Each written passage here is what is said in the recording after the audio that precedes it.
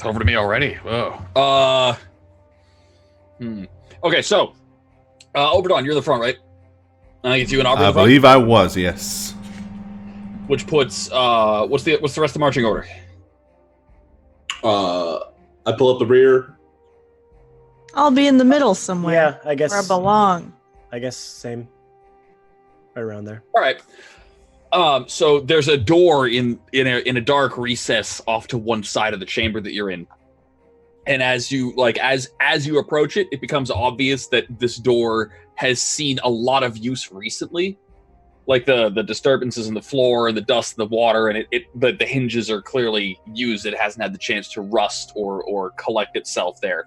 And as Oberdon, do you touch the door, or do you poke the door? Do you ask the door kindly to open? I'm going to stare apprehensively at the door before I do anything else. Okay. And then kind of look back behind me for an approving nod or something from Emery. Both of you roll me search. Okay.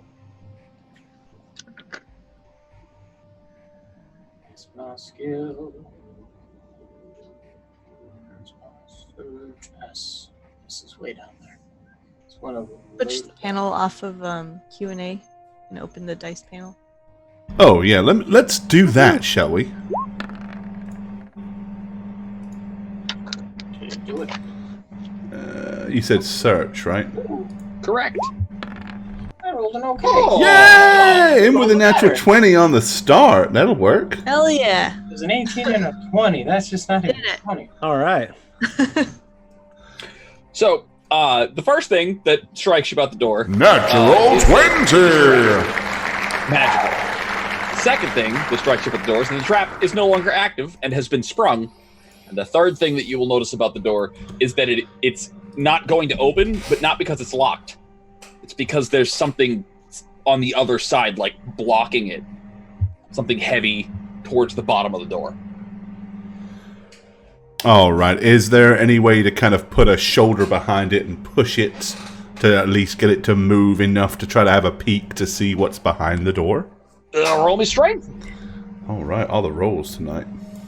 That helped, but Sad boy got no biceps. Okay. So, just me then. 20 on a strength check. All right. So you'll manage to shove the door open, and as you're pushing the door open and kind of like leaning in with your sword of light, it'll become obvious that what's in the way is several bodies. All right. What's I'm over gonna. there? Dudley, there's some dead corpses behind this door. Oh, jeez. And then I'm gonna scan past the door with a squint, kind of waving the light with one arm. As I'm peering through, I'll kind of lean in with the sword and wave it to see if I can see anything in the chamber that might have been what caused the body pile to begin with. Okay, so what you see as you gaze inside is it's a fairly small room by comparison. The lab or the experimentation chamber that you're in, that is basically just the basement of the whole building with all the walls knocked out. This is very small by comparison. It's a little cramped, and there's a podium in the back that has been knocked over. There are 3 pews that have been smashed and scattered. There are curtains that bear the insignia of the Prince of 1,000 Blossoms that have been like torn down and like ripped apart. And there are blood splatters all over the wall as if somebody in here died very, very violently. And because of your experience with the Order and having spent so much time around death, you can, just by the way the blood is kind of like splattered and dried on the walls, you can tell that this was a murder by blade. Like, this was a massacre of like a combative nature. Okay, but there's no visible enemies or nasty things that we could see. Not unless those corpses jump to life and start gnawing at your ankles now. Look back behind me. Here, Othric, lend me your shoulder. Okay, I'm gonna push past everybody, kind of like... Aubrey will like step out of the way so you can move up. And I'll get... especially move. I'll get the stout dwarf to help me push, kind of push the door in the hopes that we can like move it between the two of us, even though there's a pile of corpses at the bottom. At least enough for us to get inside. Yep. So you guys will open the door just fine with the two of you. Then I'm going into the chamber. Okay. I will follow, being towards the front. Aubrey will go in with you. Yeah. A little disappointed everything in here is already dead, but he's going. So once you get in here, it becomes apparent details that were missing from your viewing through the crack in the doorway. There are pamphlets and papers and books kind of torn apart and scattered all over the floor. It looks like this was a place where somebody was having a mass of some kind, right? Where you've got hymnals and Bibles and stuff just thrown around. There's a top of a head that has been chopped in half, off in the corner. The bodies that you pushed the door, that you had to push the door with the door, are all wearing black robes tied with a rope with big cowls. And they have all been very violently killed. It looks like they probably stumbled towards the door in a panic in their last moments, and that's why they kind of dropped down there. It's not like they were put there on purpose. Their last moments were probably spent. I'm going to kind of flip them over with my boot just so I can see faces. Yep. And I'm going to trust that Emery will he'll worry about the books and all of the other paraphernalia. So I'm not going to mess with it. I didn't know any better. This looks like the work of one of ours. Yes, Oberdon, is your uncle a good fighter? Well, he was a very accomplished member of the Order of Darkness, I would say he was a gifted swordsman. Yes. I'm just gonna ignore the bodies and search the rest of the room, the perimeter, to see if I can see any other holes or doors or ways out. Because if that door was... Oh, God.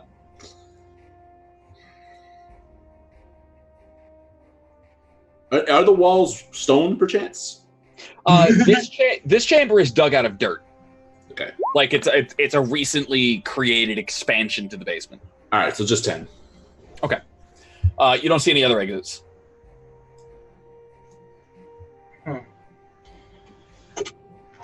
This doesn't make any sense. Otto, Dudley, dead. Makes sense to me. If they're against the door, how did the person who did the act get out? Is there a sewer vent or something like that? A sewage drain? I saw nothing. Please, let's make sense of this. Some people can teleport. Oh, yeah. Yeah, I've seen it. I've seen that before. They're there 1 second and gone the next. It's pretty incredible. Yeah. Well, I'm actually gonna. Is there a lot of blood on the ground, on the floor? Oh yeah. Oh. There's blood everywhere. Yeah. Okay. Well, hold on. I'm gonna look to see if it does kind of pool or run towards, because there might be a sewage or a drainage of some sort. Roll me search. Okay.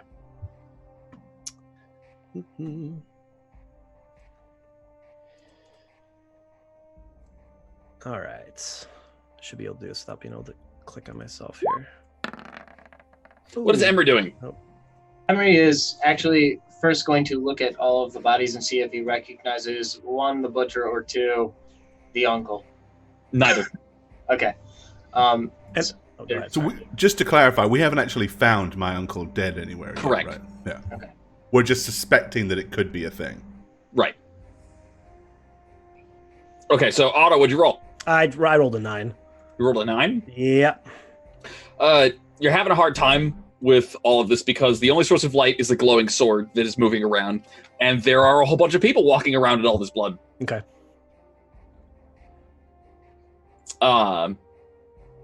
What is Dudley doing?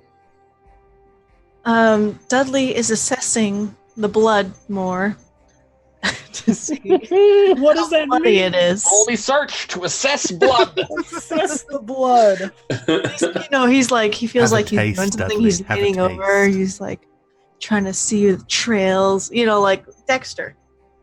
Okay. Doing I'm a just gonna be Dexter like, move. Get your string out and start doing lines. Yeah. Yeah. oh, Yeah. negative. That is not what doing lines means, Shaggy. Doing lines. Speaking of doing lines, my guy's here. Right on time. I was gonna. Never mind. What's his name? He would say, but he can't say on stream. You know. Chauncey Billups. His name is Yeah. Chauncey Billups. Not trying to bust his gut. Tight Chauncey Billups. That's his name. The old basketball player? Yeah. Yeah, that's his name. Okay, Chauncey Billups. Anyways, What'd you get, Duds? what'd you roll? I got a 14. Got a 14. That'll do it. So as you're like studying the blood, what you'll notice is that the like the biggest splatter on the walls falls behind the podium, right? And there's just a body that was not immediately visible from entering the chamber that is dropped behind the podium. He's wearing the most elaborate robes, and he has like a dagger in his hand. And he's kind of splayed, and the blood is like it kind of like rocketed up. So like if you popped a water balloon at the base of the wall and it made that bursting motion, that's kind of the marking of the blood. But what'll happen is that you'll notice that one of the bricks that should be dripping blood like all of the others doesn't. The problem is that you're a halfling and that brick is like, oh. Hey, Otto. Yeah? Tall, right? I like to think so, yeah. I got a task for you. Okay, I'm ready. What is it? You see that brick just right there? Yeah? You know what I'm pointing at? Yeah, I'm looking, yeah? Like 5 feet above me? Okay, yes? Can you pull it? Sure. I will walk over and pull the brick that he's pointing to. All right, so you pull the brick, and like it'll kind of the back wall of this room is now made of bricks. The sides are made of dirt. Good call. Good call. We're with you. We're with you. And you'll get like that classic kind of like rumbling and scraping of stone as the wall sinks into the floor, Yes. right? And what you'll find is there are five rotting corpses, or rather 4, and there's they're all like shackled at the point of a pentagram that is in the floor. It's kind of like engraved in the floor, and the groove of that engraving is blood-stained, and it's about half full with blood. And the blood is actually, it's been seeping in from the chamber you were in. The last open spot, it looks like the locking mechanism on the shackles was forced. And in here, you can see there was a lot more carnage. Like, this is where the fighting began. There is a stairwell that exits this chamber. You're welcome. Why did you do that? Good work. Dudley, yeah. That's something. I got a good eye. Does the stairwell go down or up? Stairwell goes up. Okay. And Corbett is like, is this a dungeon? I'm like, how far down are we going? I'm ready. I'm ready to go. Okay. Well, I guess seeing this, then Oberdon will walk back over to the front and kind of retake up position with his sword, kind of shine it into the stairwell. If he sees any cobwebs, he'll just kind of like hack them down. The stairwell, eventually, if there are no cobwebs, it's dug out of dirt, and it ends in like a makeshift wooden door on the ceiling, like you're underneath the trapdoor. Okay. Would we be in the direction of the route that we've gone? Would we be underneath possibly the stable? You would be directly underneath the stables in this chamber. This all starting to make some sense. Okay. In that case, I'll glance behind me to make sure everybody else is kind of there, and then I'll head to the top and put my upper shoulder underneath the trapdoor and try to elbow it up. Your donkey is standing on top of it, but after a couple of thumps, you'll hear the clopping of hooves move. Rankin! Rules, Rankin Thunderson, get your filthy ass out of the way. And as you push the door open, it becomes obvious the top of the makeshift trapdoor is actually camouflaged to look like grass. Gotcha. And it pops open right behind the stables. Okay. Then I am going to crawl out of there. It is still torrentially raining outside. Right, but are we in the stable, or we're still inside the stable? You're behind the stable. Okay. It's not like it's a back wall of the stable, right? So like the stables are this. You got the roof, and then you've got the stalls on either side. It's open. Trust front my and mule back. to be stupid enough to be standing outside the stable. Yeah, of course, Rankin is in the way, not where any of the food is, and just standing in the storm, being an ass. Stupid mule. Okay. I'll climb out and reach an arm down, and whoever is next, kind of help them up out of the hole. Yep. And basically do that in turn until everybody's out into the torrential, filthy, wet night. With their fluffy pink shirt. Yep. And then as soon as that's done, then I'm going to make haste at least into the stable quickly to get out of the rain. With the corpse. Oh no, we pulled him in. That's right. Yeah, we moved all the corpses into the main floor of the inn. Inside. Oh, yeah, Actually, Jimmy. except one. There was one guy, didn't we? Or did we go and get him? We went and got him as well, didn't You we? went and got him. That was Jimmy. I know Yeah. because he's dead, and that's why I named him Jimmy. Because right. I have... Jimmy. Yeah, it's Jimmy. You name dead people Jimmy? I do, because Jimmy has died in every campaign I've ever run, and it just became a running gag. So, are we to assume your uncle was a sacrifice that broke free and killed everybody? Is that the... really poor mark, I think, yeah. Possibly. That's how I would have done it. Unless, of course, my uncle just was aware of this trapdoor and rushed down and butchered all the cultists and stopped everything and has just left. Is that something he would do? Just leave? Don't you guys bury everybody? Well, anybody that's worthy of burial, yes. So you do have a good point. He would have, had he been honorable in it. What if Are he you wasn't? suggesting that my uncle is anything less than honorable? Well, we are chasing him and his drunken rampage through town after town. Well, yes, I've been drunk many a time, but I would never really You suggest usually that leave a my... trail of blood everywhere you go when you get drunk. To be fair, he was... If we run with the idea that he was the person that was taken by the cult to the top of the stairs, right? And Aubrey is like now talking with his hands. He was just captured, brought down, kills them all, books it. Why wouldn't he stop to bury the cultists? I don't know. Maybe there's a whole cult chasing after him. Maybe Yeah, Yeah. there's Why? possible reasons. Mostly because he killed some of them, I would imagine. I'm not convinced that my uncle is in fact dead. In fact, by the caliber of the cultists, I would find it rather difficult unless they somehow laced his drink and made him unconscious. I doubt they could have overpowered him. Okay, Well, I well, mean- then... it wouldn't be the first time I've pretended to fall victim to a scheme so I could burst out from the center of it. Well, there's this too. So I only have one other question. Are we just going to leave here? We did use all the spirits and alcohol in this establishment to kill that shark creature that killed your eye. They're going to get rowdy and mean and start butchering each other when they find out there's no more things to drink. Really? You think they're just going to resort to just murdering each other? Yes. Right You- off the bat? you humans Wow. are crazy. Right, kid. Come here, you stupid mule. I'll round up the donkey. Yes, I think it might be a good idea that we hurry up and leave. I know the weather is torrential, but unless you want to take our chances inside, perhaps we should get out of here. Where are we going? Anywhere but here. Well, we were heading towards, the nearby town, Worthington. Worthington, towards the mountains. Oh, yeah. In fact, we were specifically told not to stop here.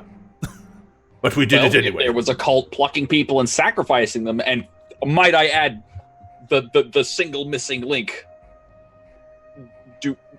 Emery. Yeah. Did you pick up any wizard bullshit down there? I would have, yeah. Before heading out, I would have grabbed Wizard him. bullshit. That's exactly how Aubrey would have said it. Yeah. Yeah. He says, good, because I don't know anything, but I do know that 5 on the pentacle with the blood and the death is bad, right? And there was only 4, which means that can't have, they're done, right? Yep. Basically, Should we whatever check they the were vic- doing was shut down. I- I'm gonna go check to see, make certain those victims were actually worth burying. I wonder if Grok knew about this specifically. He was the one that advised us not to stop at this establishment. I wonder how much he knew. What about the wizard who was doing the experiments? Is he the one down there that looked all fancy? Because if he's still out there? Him. No, I well, believe the he's cult still was somewhere performing- hiding in the woods or something. The butchery that was going on is very much in his style. But what we did learn was that the cult was doing that in the name of the Prince of a Thousand Blossoms, which is not making sense because the Prince of a Thousand Blossoms is the idea of mortals creating anything is antithetical to his entire philosophy. He thinks that mortal creations are a stain upon the perfection of his father's creation. Which could also be said, if they're creating it out of mortals, it might be a gray area, because mortals in their own way being...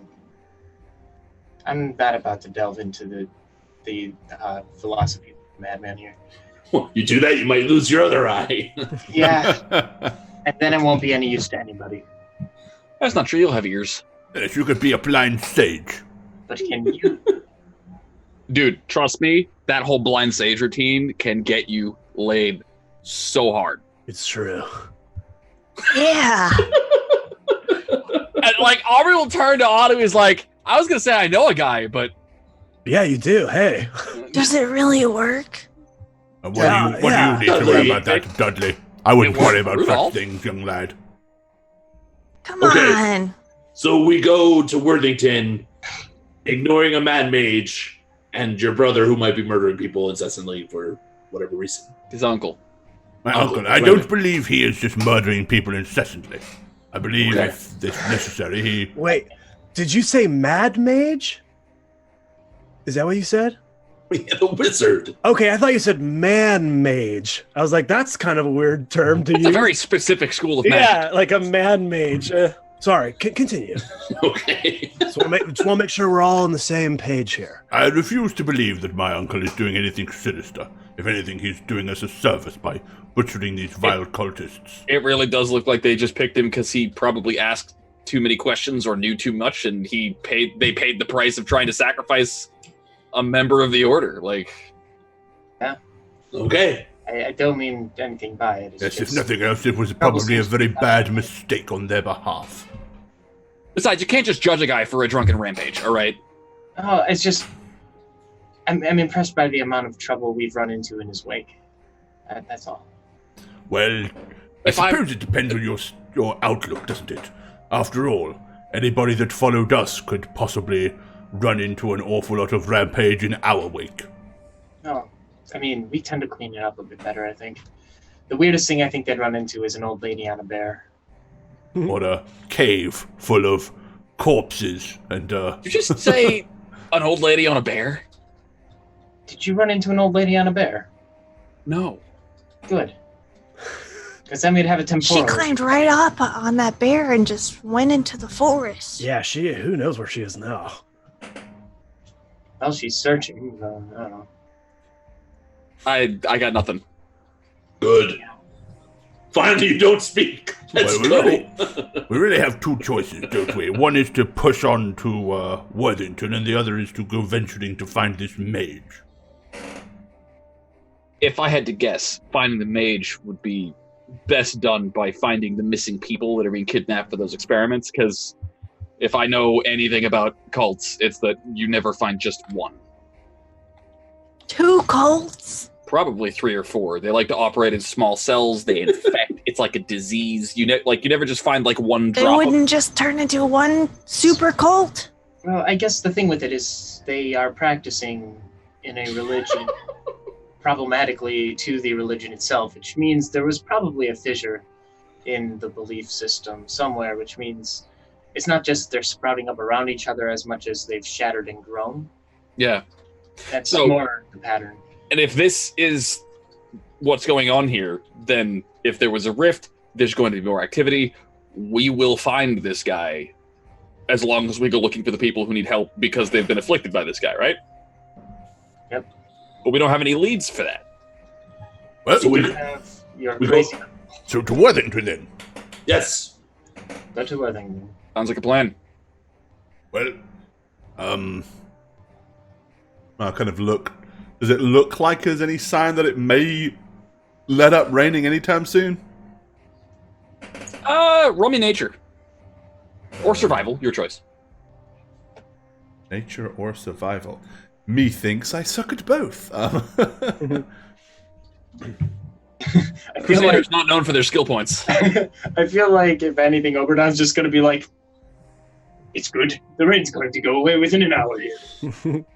And just, like, march on, even though it's like... All right, we're going with nature. Because... Just keeps going. Yeah. Oh. Not much of anything, a 6. 6. If you had to guess, you'd say this isn't going to let up soon. Okay. So it's either trudge on or wait. I am going to pull out my heavy cloak off of the back of my mule and wrap it over my shoulders and wrap my hand around the reins of the mule and just start trudging up the road. Aubrey won't bother with a cloak. He'll just go. Yep. Does anybody else have a cloak? Yothirk is just going to skip his way north. I mean, I have a cloak, but it's for me. Yeah. How high can the flying carpet fly? You could have it fly over you. Like a giant umbrella. Yeah. That's amazing. Yeah. But won't it get like weighted down by all the water? Like, would it have to shake itself off? It could just. Yeah, it'll do like a dog shake thing all over you. I think that could operate as an umbrella for at least three of you. Screw it. Get it over the mule. We head north. All right. On so to Worthington. Worthington is probably a 2 or 3 day journey from here. I trust you guys have rations. Yeah. Yes, I believe so. I don't need no stinking rations. That's true. So for the first day, I mark always off your have days with rations. trails rations, and we can strike camp that night. It does eventually let up right about the time you're ready for camp, so you don't have to sleep in the rain. Who has camping equipment? I would assume. I Dudley, right? do for sure. I have all the goods. Yeah. Who You has like tents? You guys want a tent? I got a 4-person tent, 1-person tent. I got sleeping rolls. I got a blow-up mattress. Roll me search. Blow up mattress? Is it doll yeah, shaped? but it's like it's halfling sized. It's basically sheep's stomach that you just Right. Right. Because I'm assuming you're looking for a good place to camp that night. Yeah. Did you say search? Yeah. Okay. Oh. Yummy. Did you botch? I did. I Yeah. got a 1. As we all become travelable. Don't Okay. do that with your hands. So so you won't find much of a good spot. The closest you're gonna get is like a small clearing that's just off the beaten path, because you don't want to be on the beaten path when all of the angry bandits come looking Mm-hmm. for the people who stole their booze.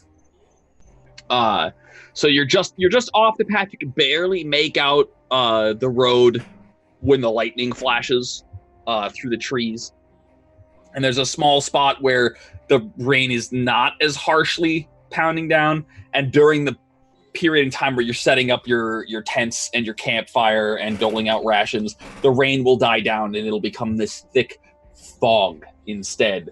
And while you guys figure out what the watch order is going to be, I have to pee really bad. Okay, well that's the thing we can arrange. So we'll take a quick break here. I'll be right back. All right. Okay, watch order. I guess I'll do first watch then. I'll do second. I don't mind. Yeah, my spot and stuff is not the best. So I would do it, but that's not my It's strong dark suit. already, right? So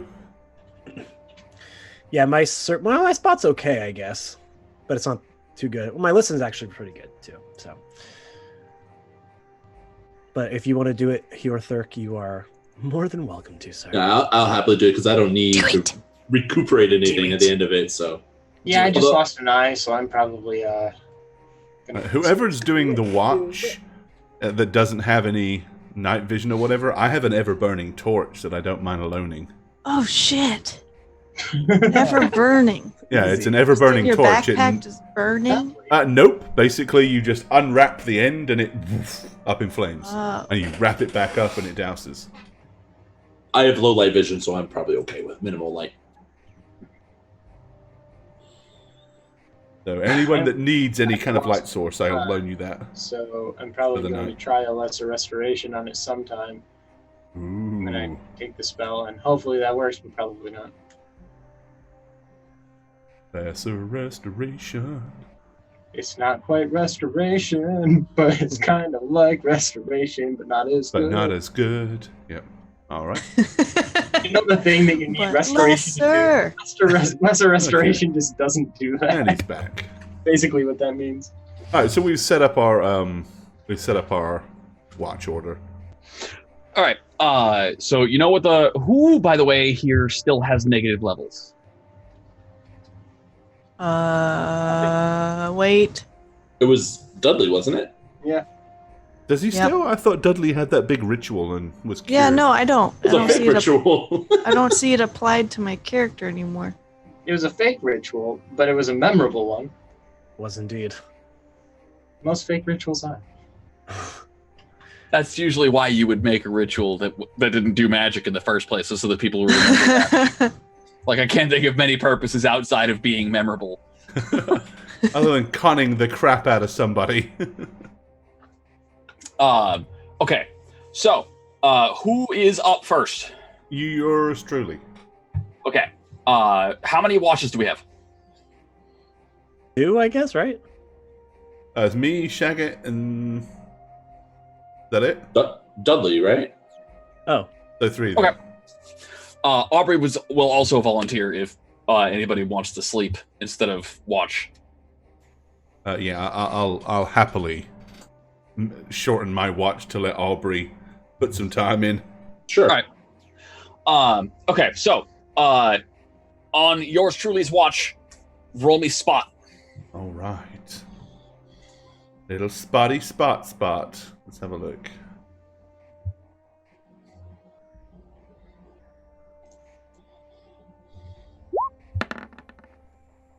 Uh, 19. It's 19. So the fog is thick. The fog smells bad. Like, imagine fog that was made from swamp water. That's what this smells like. It's and it's on you now. Like, Who chose this spot? Dudley. Oops.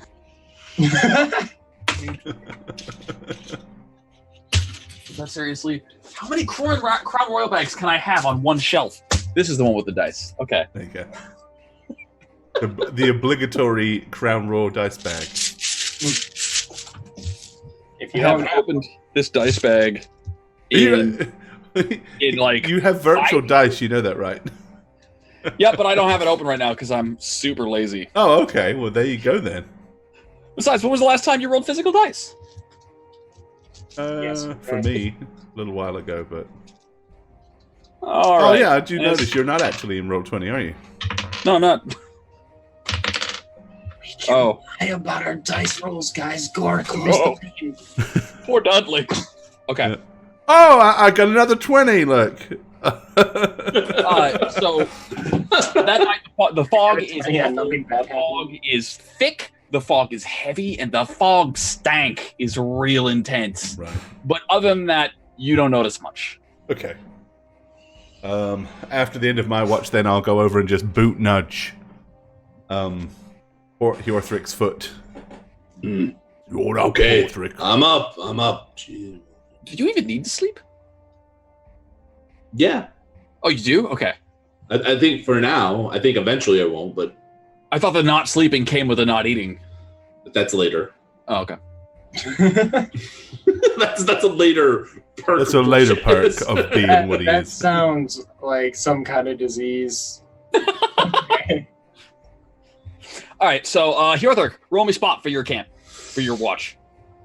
All right. It's a natural. No, it's a 10. It's a 10. Yeah. So you notice that the trees do a bit of swaying. And at first you're like, whoa, there must be something up in the trees. But then, nah, it's probably just the wind. I either see something or it's just the wind. Is that it?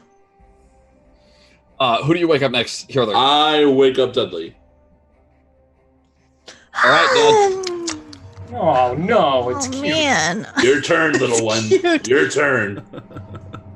Okay. Yep, my turn. Early spot, Duds. Spot, coming right up. Spot. Where are you, buddy? We saw. Romeo's Revenge. Thanks for the sub, That was buddy. my Much dog appreciated. growing up. Thanks, Oh, man. no. Such- I got a 8. Did you say you got a 38? 8. Oh, an 8. Okay. All right.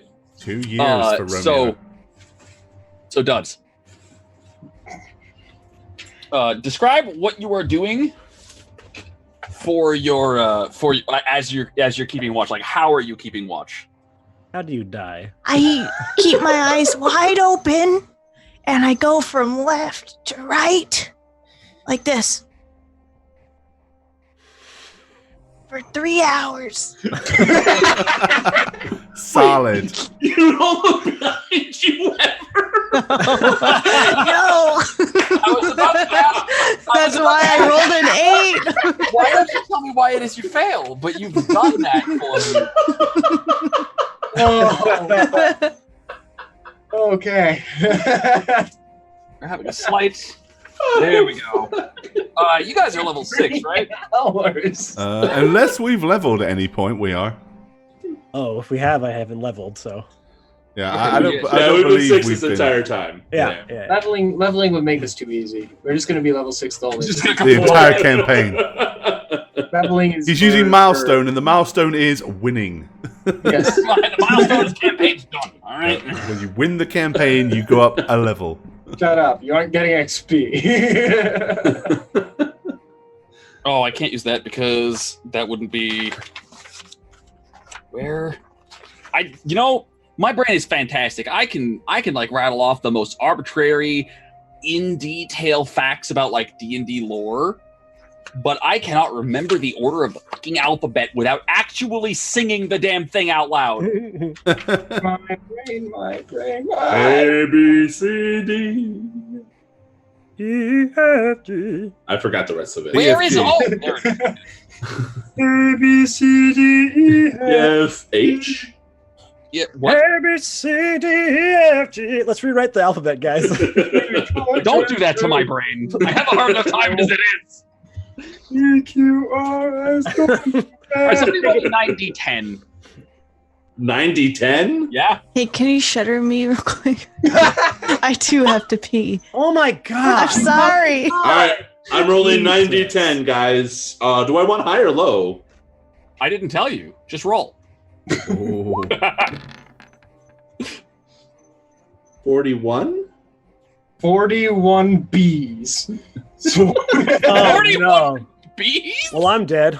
Well, that's below the average, 90-10, right? It's one of my weaknesses. Bees. bees. It's one of the Covered only in things. bees. I'm covered in bees. I'm gonna say Not that. the bees. I'm gonna be the You told me Nick. It's not the bees! Nicholas Cage. The bees!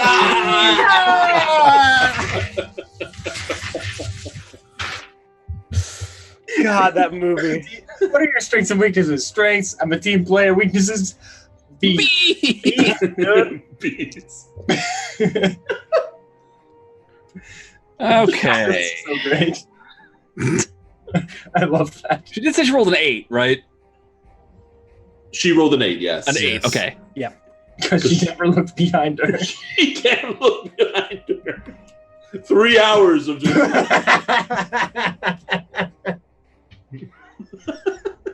So fucking stupid.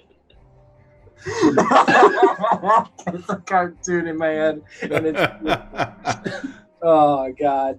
Because Do you that little graphic we have in the intro for Dudley.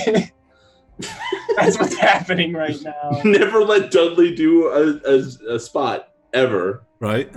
It's She just doesn't know how to look behind her. Don't let Dudley take on responsibilities. Just the illusion of responsibility. No actual responsibility. Well, I mean, it's like, how is Dudley in the Adventurers Guilds? Like, I don't The understand. Adventurers Guild was made up by a bunch of Yeah, kids. the Adventurers Guild was like the local kids club. Like, Yeah, it's like a I Boy look Scouts, behind them. essentially. they think of it like, yeah, it's a guild. It's not a real guild. It's just a gang of halfling kids. And eventually they grow That's up. what I legitimately thought was occurring. Like, I could be wrong, and Jane could have had this whole like actual guild in her head that I didn't know about. But I actually thought it was just a bunch of kids having fun calling themselves a guild. I'm pretty sure that's what it is. Okay. If not, this is going to be great. Because one of you is right. It wouldn't be the first time a player character in one of my tables gone, oh, that's what my backstory was this whole time. Like, It's terrible. That's the worst. right when you play a character and suddenly realize, oh, they were insane this entire game. Can you clear something up for us, Jane, before I kill you? Oh. It wasn't an actual guild, right? The Adventurers Guild. It was just a bunch of halfling kids that called themselves the Adventurers Guild. Yes. Okay. That's what I thought was happening, but then Shagget asked, and suddenly I wasn't certain because there were different perceptions. That's what I think Dudley looks like.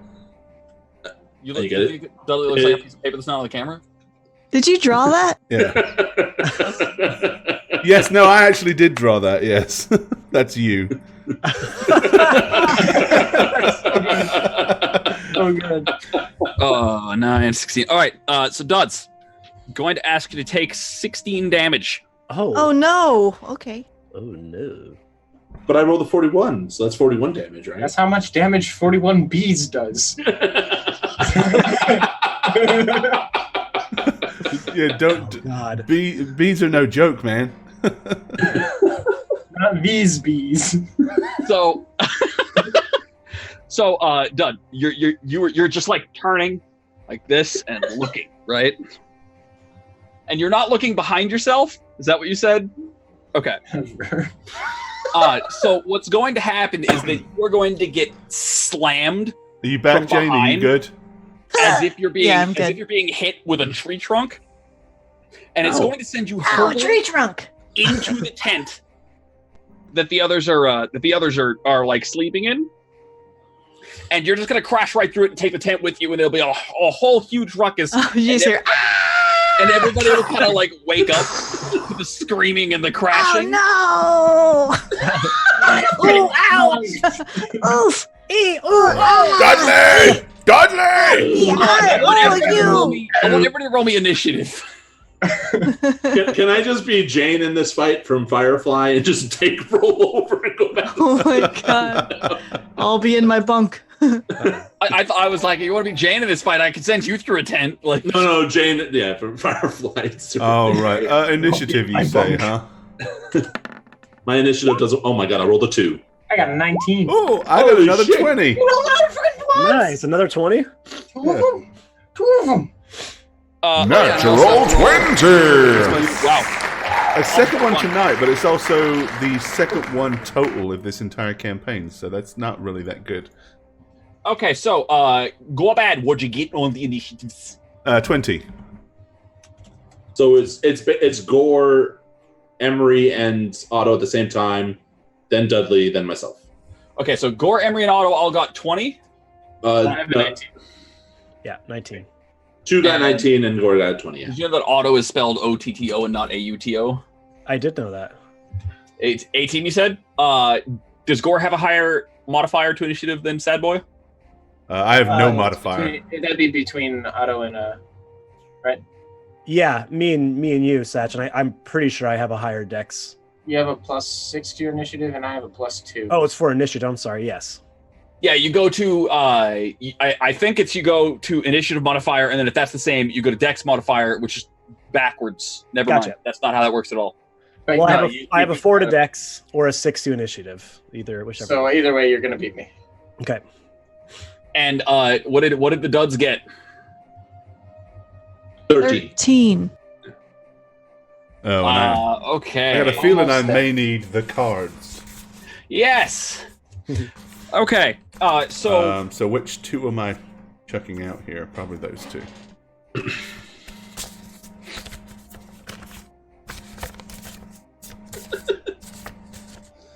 This is one of my favorite mechanics in all of 3.5. Is There. the deck of cards that you draw from. All right. So which two did you get? Huh? You flip over 2 at the start of the combat, right? No. I have 7. I can only have 5, so I have to throw 2 out. Oh, you throw 2. Okay. Yeah. So I have to. I choose which 5 I'm having, and then I have to draw them over in that order. That's how they show up. Okay. So I'm not it. Check, it's not it. Otto's not it. James not it. Who has initiative? It's not it. Gorbat is it. Okay. I'm it. What's your AC? Oh, good. Probably him. 23. 26. 23. Okay, so you're gonna take 20. Oh. Hits? You get What? clobbered. I hit a 26. Oh my Damn. god. So I take 20 points of damage, right? What? Yes. Okay, that's a fun start. So here's what's happening, right? The screaming, the crashing, the what is going on, the donkey is screeching and stomping around, right? And you're gonna be like sitting up being like, oh no, it's a fight. You're already grabbing your sword and your shield because of course you put those within arm's reach, right? Yeah. And you stand up just in time to get clobbered and like kind of stumble back. You keep your footing though because you are much heavier than a 19-year-old halfling. We're learning today. The thing that is like rampaging in the middle of your camp is a stitched together monstrosity of flesh that looks like it's part orc, part goat, part human. Ooh. With like 2 extra limbs on one side and like half a face of like beastly fangs and half a face that should probably have been a good looking person before they were mangled and stitched back together. Oh. We gotta redo Let's the redo camera. that. It doesn't sound nice. But yes, we got everyone turn your camera off. Oh. Okay, Oh. did we get mixed up? Yeah, I got mixed up. Okay. Check I it. have the list. Check it. I have the list. Oh, Jane that's right. first. Yep, Then that's right. Jane. Then me. Then Squee. Then Satch. What if I don't wanna? Well, then don't. Anyway, All right, well, here you are. it has it like one of its arms is just so massive that it is just flinging it around randomly and without finesse, and it's just clobbering everything. Trees, bushes, halflings, you. And so it kind of like slams its fist into you, and you kind of like spit up a little blood. Lovely. And that's the end of its turn. All right. Ow. Markman Gorilla. So with my steely resolve, let's see. That means any hit point damage, blows, deals added to the delay damage pool. So I think it's 10 at level 6. yeah. So Level basically, I take 10 damage now, and I'm storing 10. Yep, and you're storing 10 until the end of your turn. Yep. Yep. It is your turn. All right. We have leading the attack. Okay, so stances. I am going to be in Iron Guard's glare, which means that anything it threatens is at -4 to hit. Unless it's you, right? Sorry. Unless it's you. Yes. Basically, I'm threatening it, and that means it's -4 to hit anybody else except me. I'm okay with killing you. That's fine. Hey, it goes with the job, man. All right, and I have leading the attack. Let me pull my notes real quick for leading the attack. I've got to find it. I think, did you put them as a spell? They're in there. Yeah, there The it is. spells. Yeah. Leading the attack. All right, here we go. This is what it does.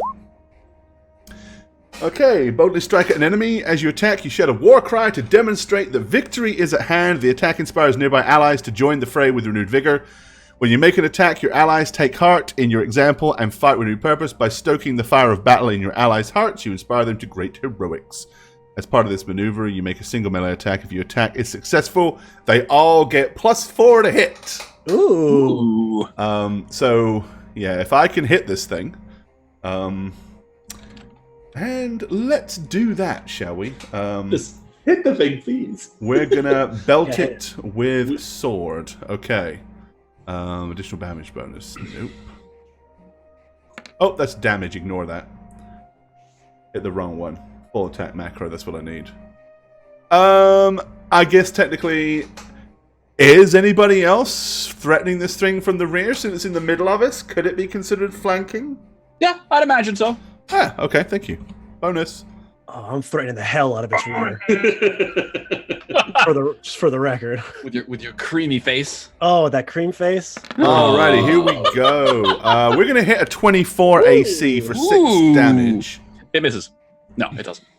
God. You hit. All You right. hit. I'm never gonna hit this thing. Go screw with every half BAB class in the party till the fighter misses. Right. That means all of you are at +4 to hit then this round. And it's How at much damage will it -4 to hit you. And what is your weapon made out of? Mine? Yeah. It is Obsidian. a magical longsword. Dragon Right. Yeah, it's not magic. Not a dragon glass, unfortunately. Just double checking to make certain I don't have any regeneration. Okay. Actually, that's a lie. It's a masterwork longsword. It is not magical. It's masterwork. Okay, it's a masterwork longsword. So it's made out it of glows longsword. because of the It's made out of light longsword. spell. Yeah. But well-made longsword. Yeah, It's made out of masterfully. It was very well made. Right. How much damage am I taking? A massive 6. I don't hit hard. I just buff the crap out of you guys. You do other things, man. It's all good. So, you hit,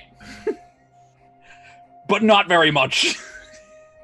So you swing your sword, right? You got you have a shield, right? I do. I have that. Oh yeah, you have that like magical shield. Yeah, from, mega like, buckler. Skin. Right. Okay.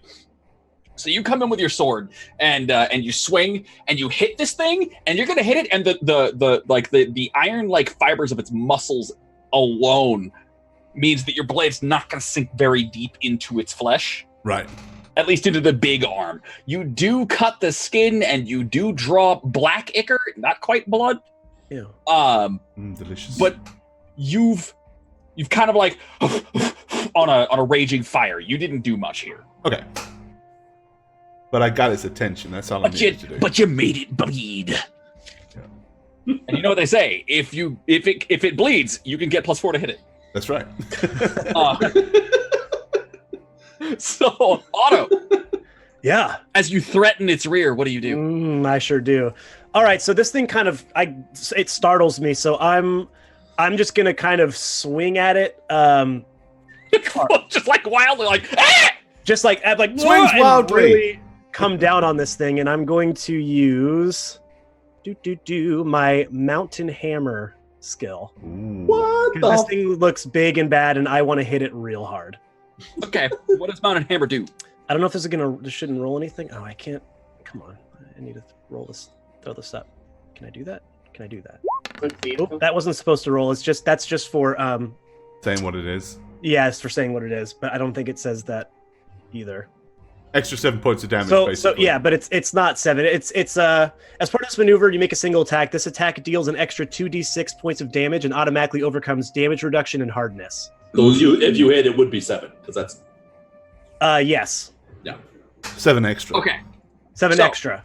let her rip. Okay. +4 plus flanking. That's... Yes, and this will be +4 plus flanking. Yes. Okay, it, so that do would it, be do the plus. bad is it a large creature or same size as us? Doesn't matter. Okay. Hit it. The size penalties you're thinking of are factored into the AC and the attacks Of the attack creature, stats. yeah. My bad. Okay. We talk about that like literally every session. I know. I keep forgetting. There you go. He got him. If it makes you feel any better, I had a player who played at my World of Darkness table for 3 solid months, once a week, and was still asking me which die he was supposed to be using for the dice pools. You only roll D10s. It's the only die you ever use in World of Darkness. Right. Do you think he was? So I roll a 30 to hit, and 6 damage. Plus the 7, right? Plus the 7? Plus 7. All damage and hardness are ignored. All right. So you actually get your blades, like, as you're coming down the 9 ways of the sword that you're trained in, the schools of martial combat, there are people who fight with swords and there are people who practice these ancient arts, right? There is a particular fashion to the way you hold the blade, a particular way that you leverage it, that will let your weapon pierce armor or solid material that other people can't do without the specific training you had. It's the blade equivalent of punching through a board or punching through a cement block, right? And you come in with this thing is huge, so you go full on, you punch the cement block, so to speak, and you're gonna bury your blade up to the hilt in like the middle of this thing's back and rip it back out. Okay. It does not seem to notice your existence. Yeah. However, you are now splattered with black ichor. Like you actually do roughly 14 times the damage that Gorbad did on his turn. Oh. Okay. To be specific. Cool.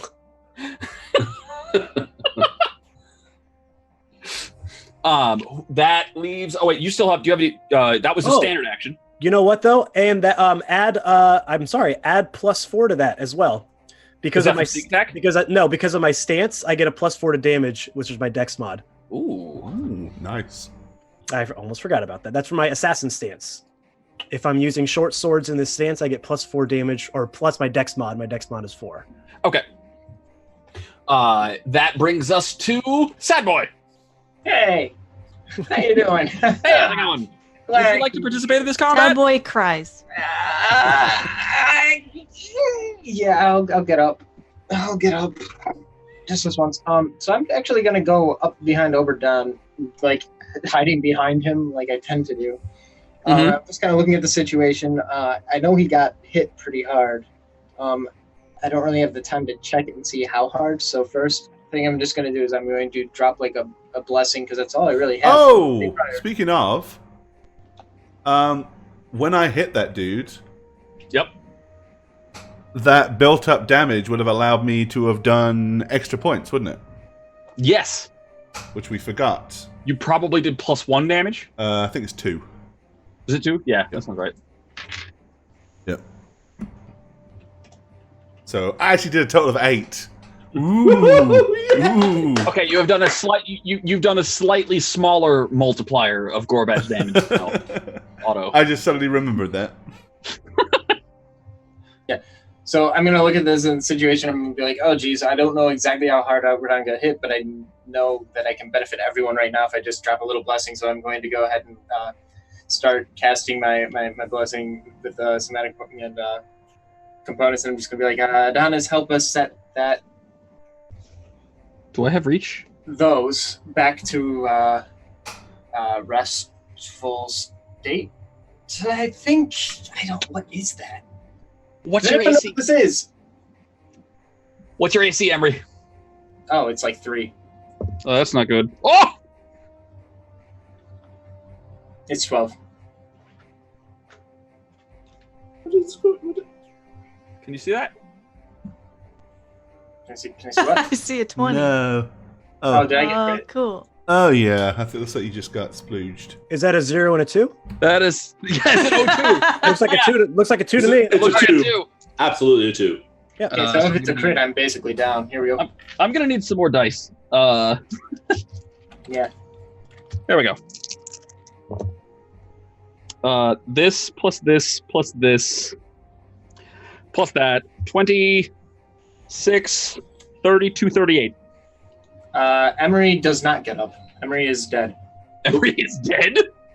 No, I have 33, and you did 38? If you had 33, you're at -5. That's not dead. Negative 5. Yeah. -10 is dead. Okay, so I do nothing.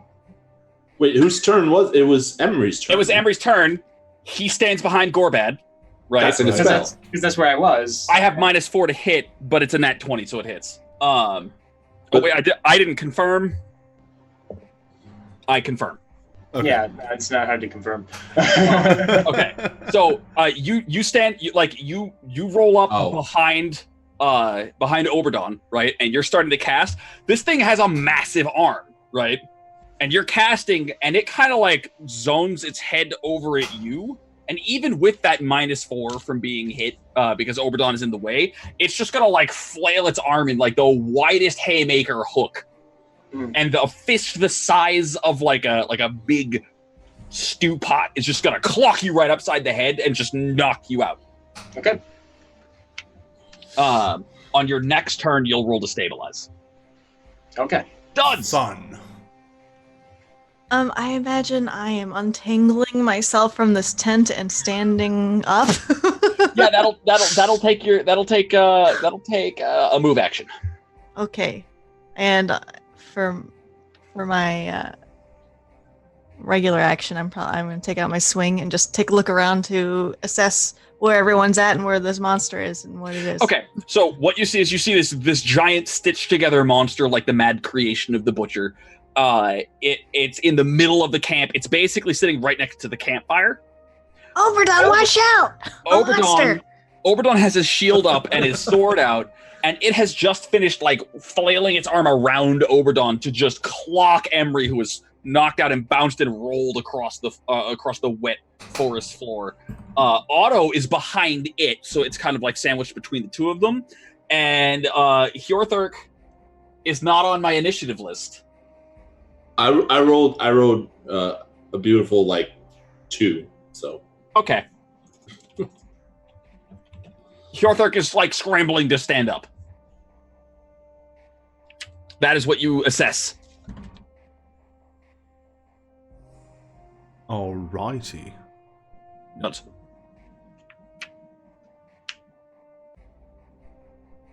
Did we lose duds? Hello? Hello. It was starting It is your for turn. you. Oh, I thought my turn was standing No, up. It's a move action. You can Yeah. look around as a free action. Oh, okay. Oh, What? nothing. I'm gonna try to start to position myself. Is there room to take a wide berth around this thing to try to get behind it? There is now that I blew my attack of opportunity on the caster. Great. Yep. Moving to get behind it. No, if I blew his moved, I load would on have the been hit caster. anyway. So All right, so Dudge, you wind up like basically next to Otto to Okay. this thing's back. Hey, Okay. Yeah. That will be a whole turn because you spent 2 move actions, one to Cool, stand up cool. and one to relocate. Sounds good. And then we come to Hjorthurk. I assume I'm on the other side of Otto because it kind of is in the middle of all of us, right? Yeah. So, what's the limb that's close to my face, being a dwarf? I imagine it's the hip, or maybe the upper thigh. Yeah, we'll go with like lower hip. Like you're eye to eye with this thing's orcish gluteus maximus. I didn't want to go there because we go there all the time. I'm on a side, so I'm gonna try to break its hip by punching really hard twice because I ain't kicking this thing because that a little jump kick is a little weird. So I'm basically going like Mike Tyson. I'm punching it like. All right, box that. I'm buttocks. boxing it basically. Treat its thigh like a punching bag. And you got +4 plus flanking. Yeah. Yep. All right. Attack 1, 16. Attack 2, 30 to hit. Miss hit. Miss hit. So it's evil. So it probably gets an extra 4 damage. So that's 13 total of magical fistiness. 13 total magical fistiness. Yes. Fisted it. Do your fists count as NM19? My Do you fists have are magical and holy. average-sized fists? yeah, They're what fist average dwarf size? fists. Dwarves have probably bigger hands, I would reckon. Yeah, big clunk. Yeah. Big maulers. Yeah. Do you think they're average size for a So dwarf? though? sorry, Satchel. very. Snug. I mean, God, so many fucking S's. Grant, what was your question? Grant is a hell of an S. That's a G. I know it was. I was going to say squee, but then it confused me, so I got weird. I asked if your fists counted as adamantine. They count as no. That comes later, but they're magical at the moment. Okay, they are magical. All right, so you actually managed to you're feeling whatever it is that's underneath this leg flesh is not what you're expecting to feel, like somebody had wrapped the musculature of one body around the skeleton of another. And that skeleton is a lot more brittle than this musculature lets on. And so you can feel some crunching going on. But it also appears that whatever this thing is doesn't have any nerve endings with which to feel pain. Yeah, it hasn't. So like you're dealing physical damage, it doesn't seem to be slowing down. Okay. We're gonna have to destroy it. Aubrey is then going to get up.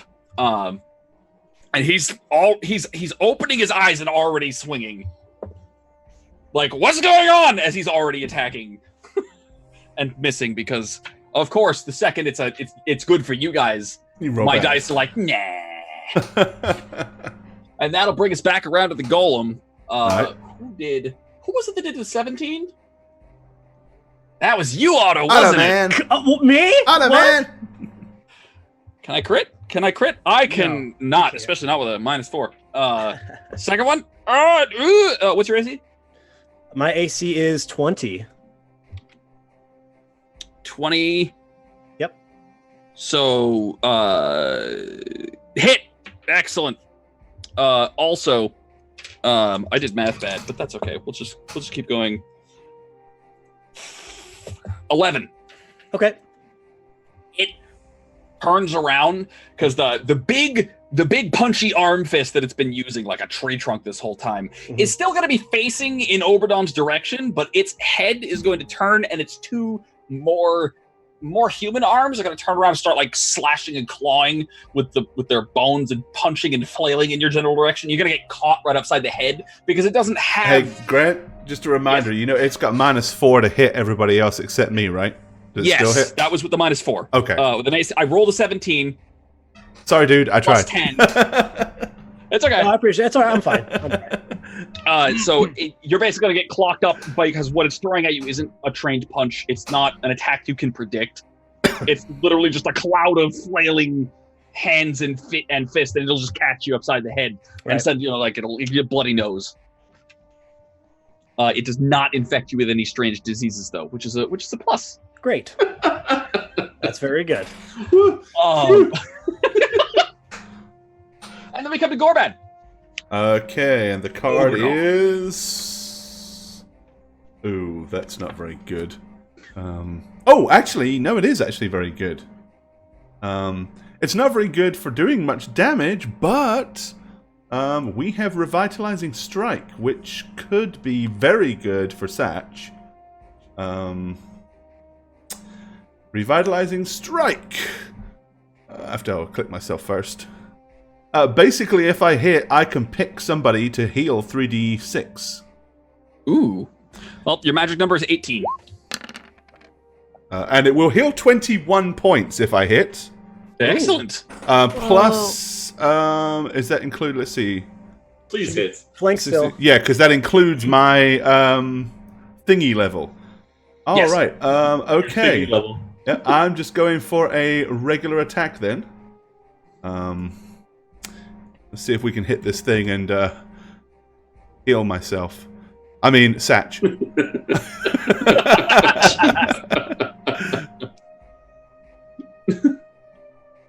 All right, here we go. Come on, dice. Hit this thing, hit this thing, hit this thing. Ooh! Oh! Is that with flanking? Oh, No, I forgot to add the flanking. +2? Add the flanking. That hits. Does it hit?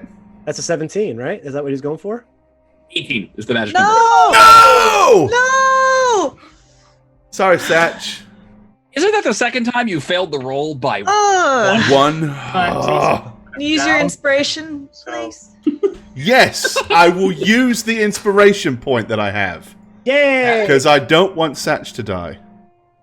Do you have inspiration? I He does. do. He does. All right, roll it. I do. You can let me. So basically, re-roll it. Yes. Yep. Yes. All right. So like we're doing it as if I had advantage. Yeah. All right. Okay. Come on. We gotta do it this time.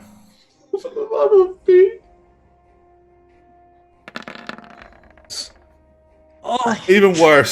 Sorry, Satch. Oh my god. Damn Gosh, it, man. Oh no. All right, Otto. he's all right. You done got clocked upside the face. Now what? Okay. That sucks. That's a pretty good question. I'm gonna we need to kill this thing, and there's not much else I can do, and I don't want to just spam the same thing over and over. By again. inspiration. Bye. No, you know what? Satch is down. I'm gonna spam this. I'm doing that again because it looked like it did a lot more damage than anyone else has done. So seeing my friend go down, I'm going to just power into him again. All right. Using the same thing as I did last time. Oh no, it doesn't. They go out of the stack. Because that is okay. So we're gonna do attack, flanking, yes, +4, yes. Then we'll roll that. 34 for 6 damage, and let me roll the extra here. So 6 + 4, so 10 damage because it's plus my modifier. And here is the extra damage on top of that. Whoops. Oh, come on. Nope. There we go. Plus an extra 10. 20? So 20 total, all which hit for full. You are tearing this thing up. Yeah. Good job. One of so us like is. at this point, you like it clocks you, and you turn and you see like it having clocked you throws you, so you're like looking at Embry on the ground, and your response to be like nope and come back at it, and you're gonna catch it in the throat, you're gonna catch it in the side. You are literally slicing this thing up into like a mangled mess of meat. There's black ichor kind of like gushing from it. It's not even stumbling. But eventually, if you destroy its physical form, it can't punch anybody, so you might as well keep going. Yep. I'm trying to rip this thing apart now. Yep. No. What? What? What was the no Hold for? Who just appeared on the battlefield? Aubrey. Dudley's stepbrother. Oh, Fudley. Budley? Oh, Fudley. Fudley. Emery. Roll me stabilize. 10% chance. D100. 10 or lower. Oh, you're gonna do it. I believe in you. Don't curse him like that. I'm sorry. I don't believe in I you. don't really have a chance here, do I? I mean, I have a 10% chance. So D100 said? D100. Yeah. 10 or lower. You did it last time. Yeah. You can do it You're again. the only person in the party who's successfully stabilized. The only Yeah. person who's needed to. Otto needed to. I needed to. I didn't. Oh. All right, take 1 point of damage. At what point does my Bleed damage... out in the fog. Don't get to -10. Oh, Good. I'm real close. Oh. Guns. Hi. There's a monster rampaging in your camp, beating the Yep. crap out of Otto. Look out! There's a monster Well, coming. he got in one lucky punch. Say it's my turn. It is your turn. Okay. I was looking something up because I wasn't sure. I haven't had to read all the way through it. But DM, can I steal spell from someone who's unconscious?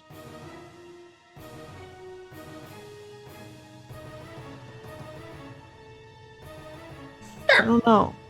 Huh?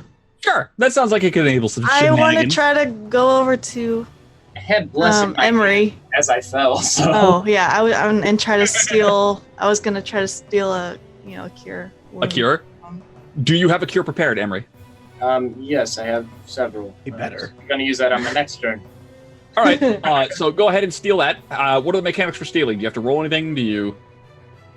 Basically, if I touch them, if they're willing, then I can just have it. If they're I can't unwilling, if That's, they're unwilling, are they willing or unwilling? I'm going to rule that somebody who is unconscious cannot be discerned to be willing, and therefore you need to roll. Okay, that's fine. Could we argue? Okay, but could we also argue that they couldn't be unwilling either? Many people have, and I have never agreed with them. I guess it would be more like, okay, so if we were to say that, like, true neutral, the attitude is, and when you're asleep, you're kind of neutral. Wouldn't it be, hey, can I have this spell? The reaction would be, So But is not willingness. I mean, it is at a party. It's not. Hey, drink this. You know? Well, but you're drinking it. Nobody's shoving it in your face. Imagine someone's like, "Hey, drink this," and you went, Okay, and then we're like, "Drink it," and like shoved it in your. okay, I'm gonna just roll my normal attack, and if I hit him, then that means I steal the spell. His AC will currently be 10. And he's prone, right? That's 2 less than my Okay. usual. Yeah, so hit AC 10. How'd you miss? Oh, Jesus. Oh, Come no, on, don't come say on, that. come on, come on. Oh, 12. thank God. And that would end even with my normal I AC. almost missed anyways. All right, so Okay. you can steal the spell. I steal the spell. Yes. You get cure moderate from me, because that's the best I have right now. Gotcha. I steal cure moderate.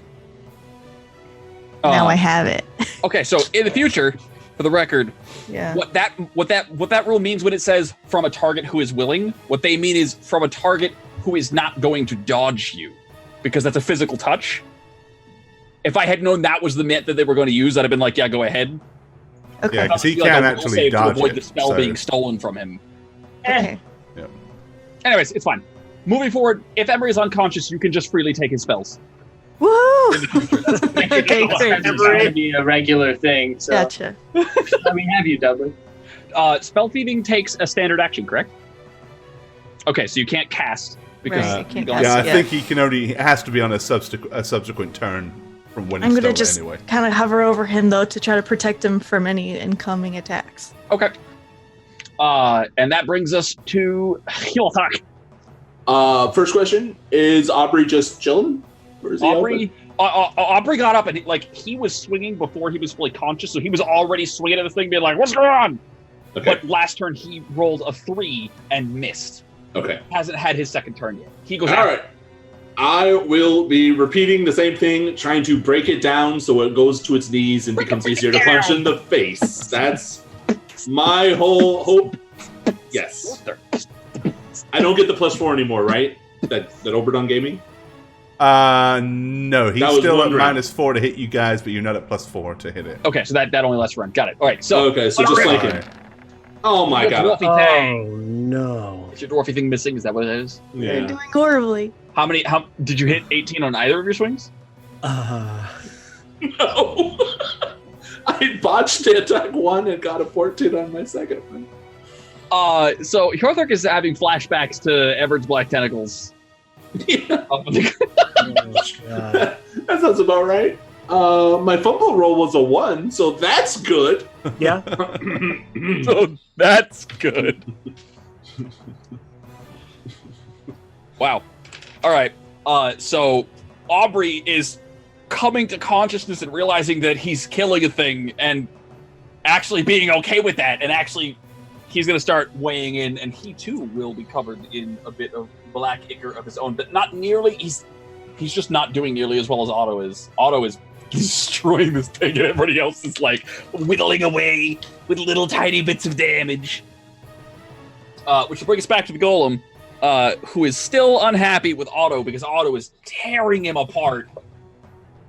I get -4. That's gonna whiff. What about my other hit? That is also gonna whiff because it's even. Yes. Yes. Thank God. Too fast for you.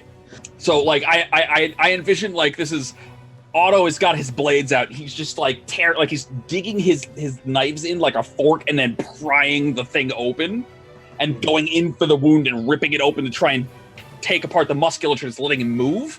And in the process, he's also like ducking and weaving and like doing all these cool looking spins and pink shirt things as he's like getting drenched in black gunk. Feeling it, baby. Gorman, All right. for the record, the reason I missed there was because of your stupid -4. Good. Stupid 4. All right. We Stupid have Foe Hammer. What does Foehammer do? Kind of pretty much what Otto's ability does. Hits really, really hard and says, "I don't care about your damage resistances." Yep, the damage resistances are why you did 3 damage in the first turn. Yeah.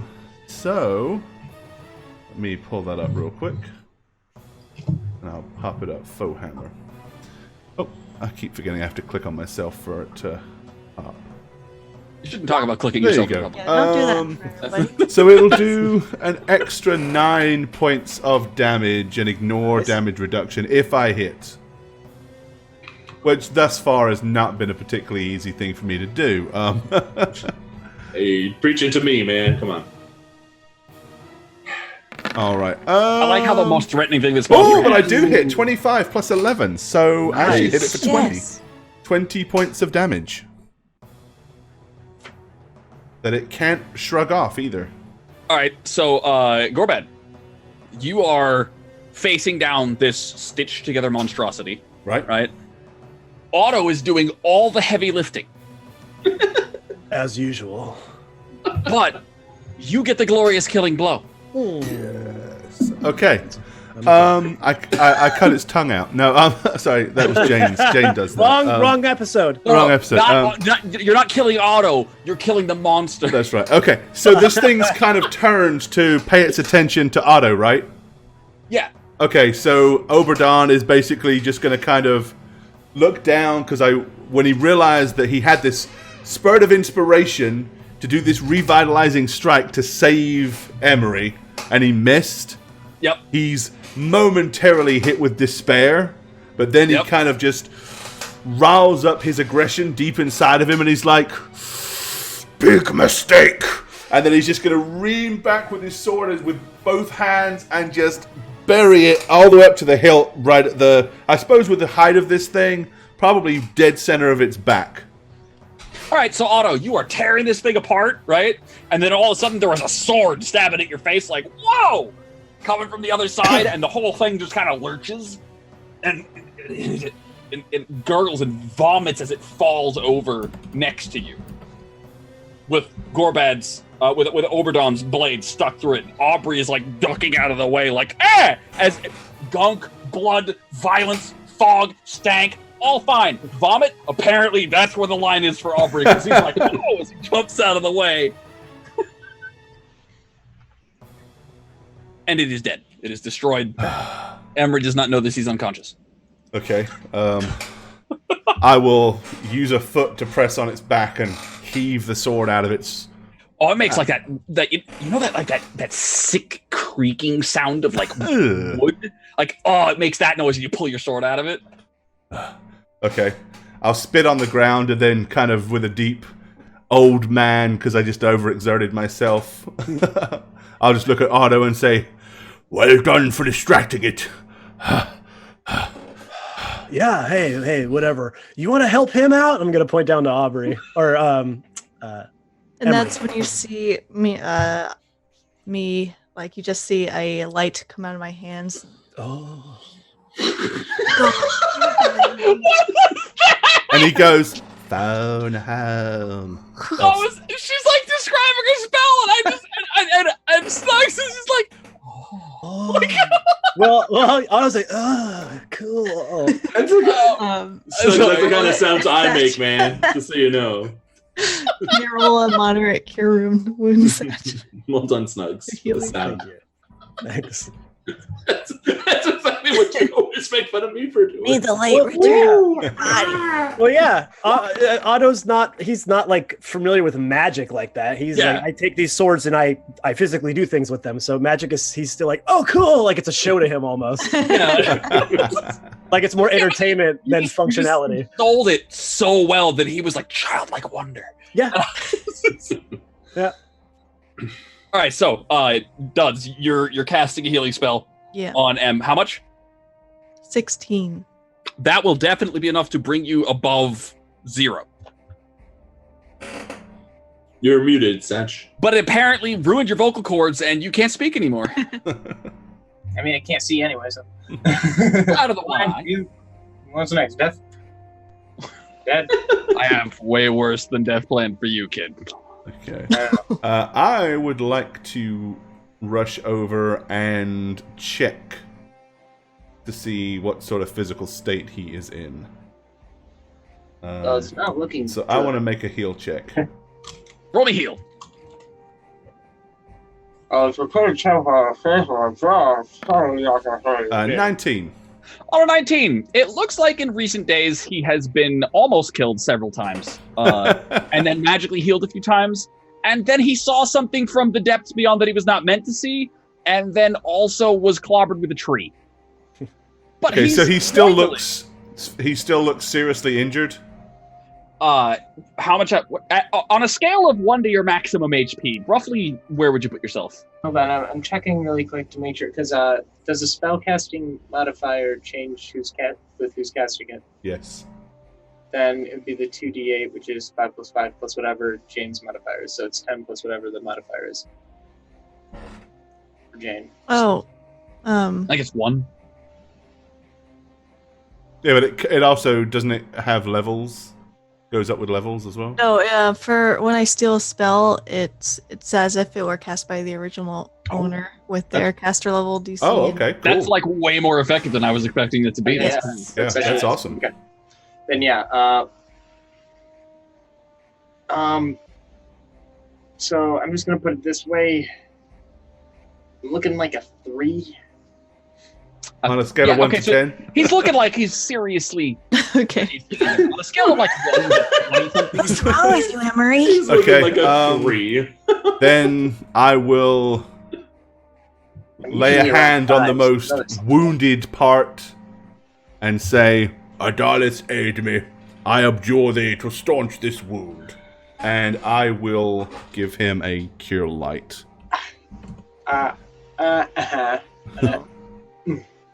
Which isn't going to be much, I'm afraid. But it's 10.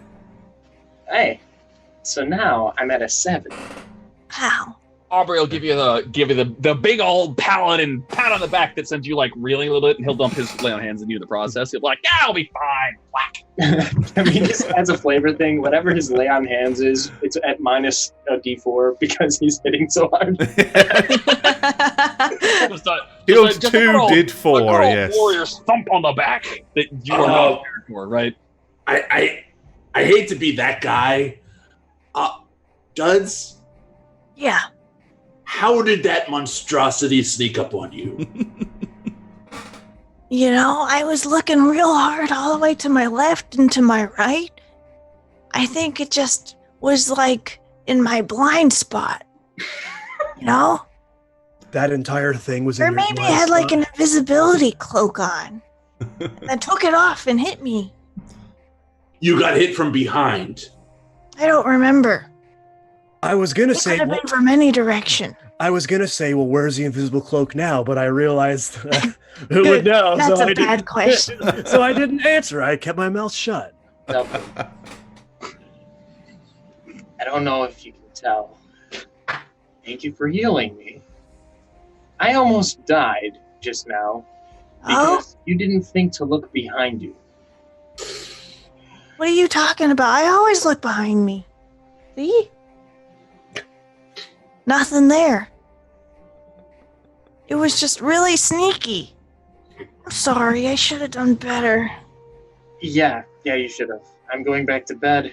Hopefully there's enough energy left to have spells tomorrow and maybe not die again.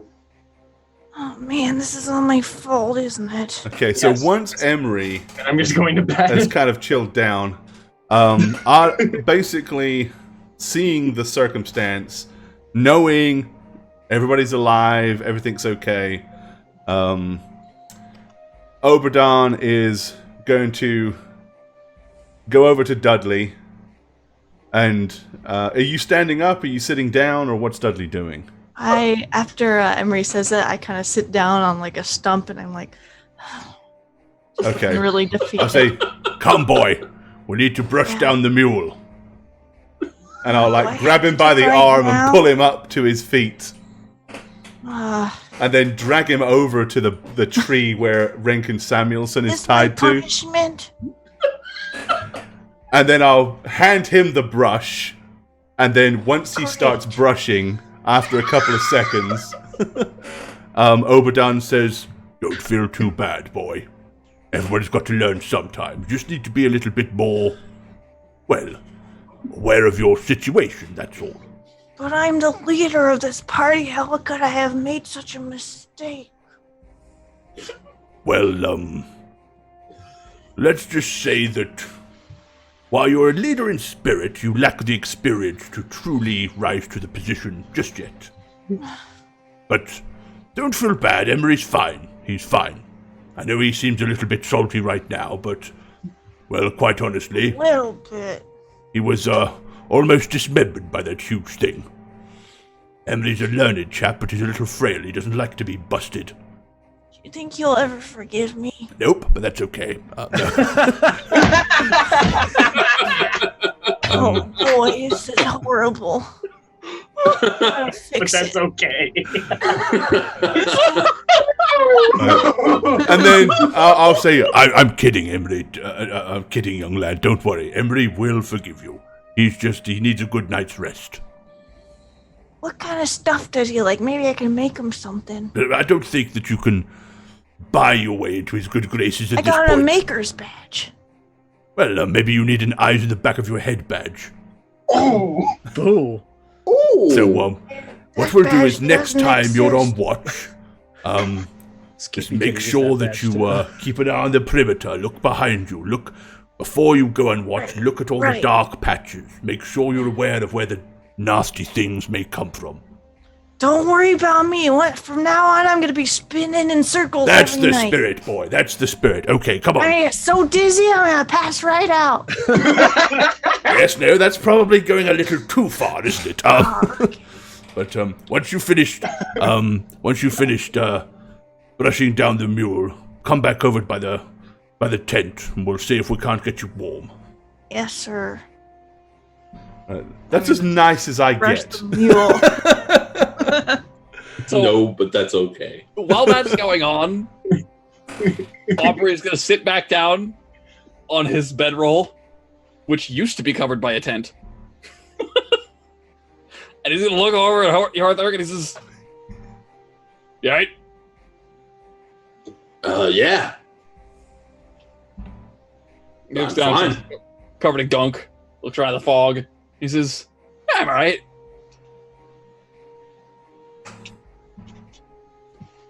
Go to sleep. It's my watch next. Oh, well then, good night. Then don't go to roll sleep. over in my covers. Not caring that there's no tent above me. He's going to look at all. He says, "Yeah, I'll go get the tent." And then he stands up and he walks over to the tent. He's going to start, picking it back up. And instead of, pitching the tent, he's just going to throw it over the bedrolls like a blanket.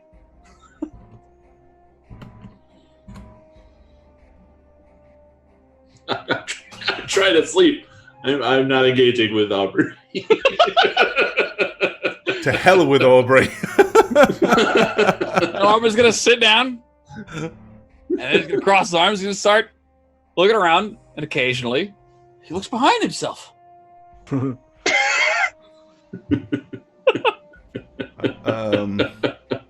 Oberdon, do you rest for the rest of the night? I do, but before I am gonna rest, I am going to give Dudley, knowing how kind of his brain works, I have 8 sun rods. I now have 7 sun rods, and I'm giving one of them to Dudley. What's a sunrod? Think of it as a glow stick.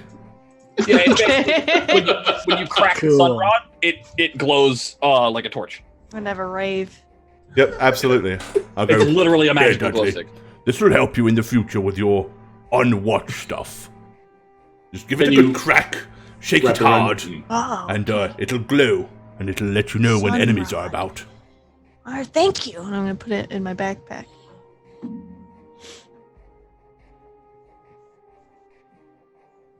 Sunrod. Okay. A sun rod. So once Oberdon has come back from Dudley, Talking Dudley. yeah, from talking to Dudley, Aubrey will walk over to Dudley. He's gonna sit down while Dudley is brushing the mule. He says, "So I got a story to tell you." Yeah, what's up? So I guess it was like about 8 years ago. To me, it was like last year. and Em and I were out on a hunt. We were looking up some dudes, cultists, I guess. I forget. You know, the woogly finger assholes. We were investigating them because we thought that they might have been connected to this butcher guy he looks back at the corpse in the middle of campus that's looking for us now. And it was my watch. And that night I had a little too much to drink. And I had lost a bet at the bar. I'm told. I don't remember making the bet. I was a little drunk. Well, I failed to pay up on the bet because I was drunk. And I came back and they caught us unawares and clobbered the crap out of Emery. Apparently I got one of them. But wow. When I woke up... Did he survive, Emery? Yeah, he did. That's good. That's good. He says, the point is, they beat the crap out of Emery because I wasn't paying attention to watch because I was trashed out of my mind. So watch out for Emery. People just want to beat him up all the time. I mean, it happens to him a lot. There's a reason why they pay me to be the professional moron and him to be the professional brains. It's because so bad guys, they like to do the punching thing, right? A tree or a sword or whatever. It's all really just a metaphorical punch, right? The thing is that when you get hit in the head, you lose brain cells. Oh, okay. They get more brain cells per punch. There's a higher brain cell efficiency when they punch Emery in the head. So they like to go for him. All right. Right? So yeah, I got to keep an eye on Emery. The point is, Emery and I are still good. You're still friends? Yeah, he got over it. He didn't get mad at you for a long time? He got mad at me for like a night, and then I apologized. And then I stopped paying attention if he was mad or not, but he doesn't seem to be mad at me anymore. Okay, so if I apologize, he won't be mad at me. Yeah, I would recommend paying attention to see if he's still mad at you, though. That's not... Do as I say, not as I do. Kind of situation. Gotcha. But yeah... I understand the point of the story. He'll be fine. He'll be fine. You'll be fine. We'll all be fine. We won... He's a punch magnet.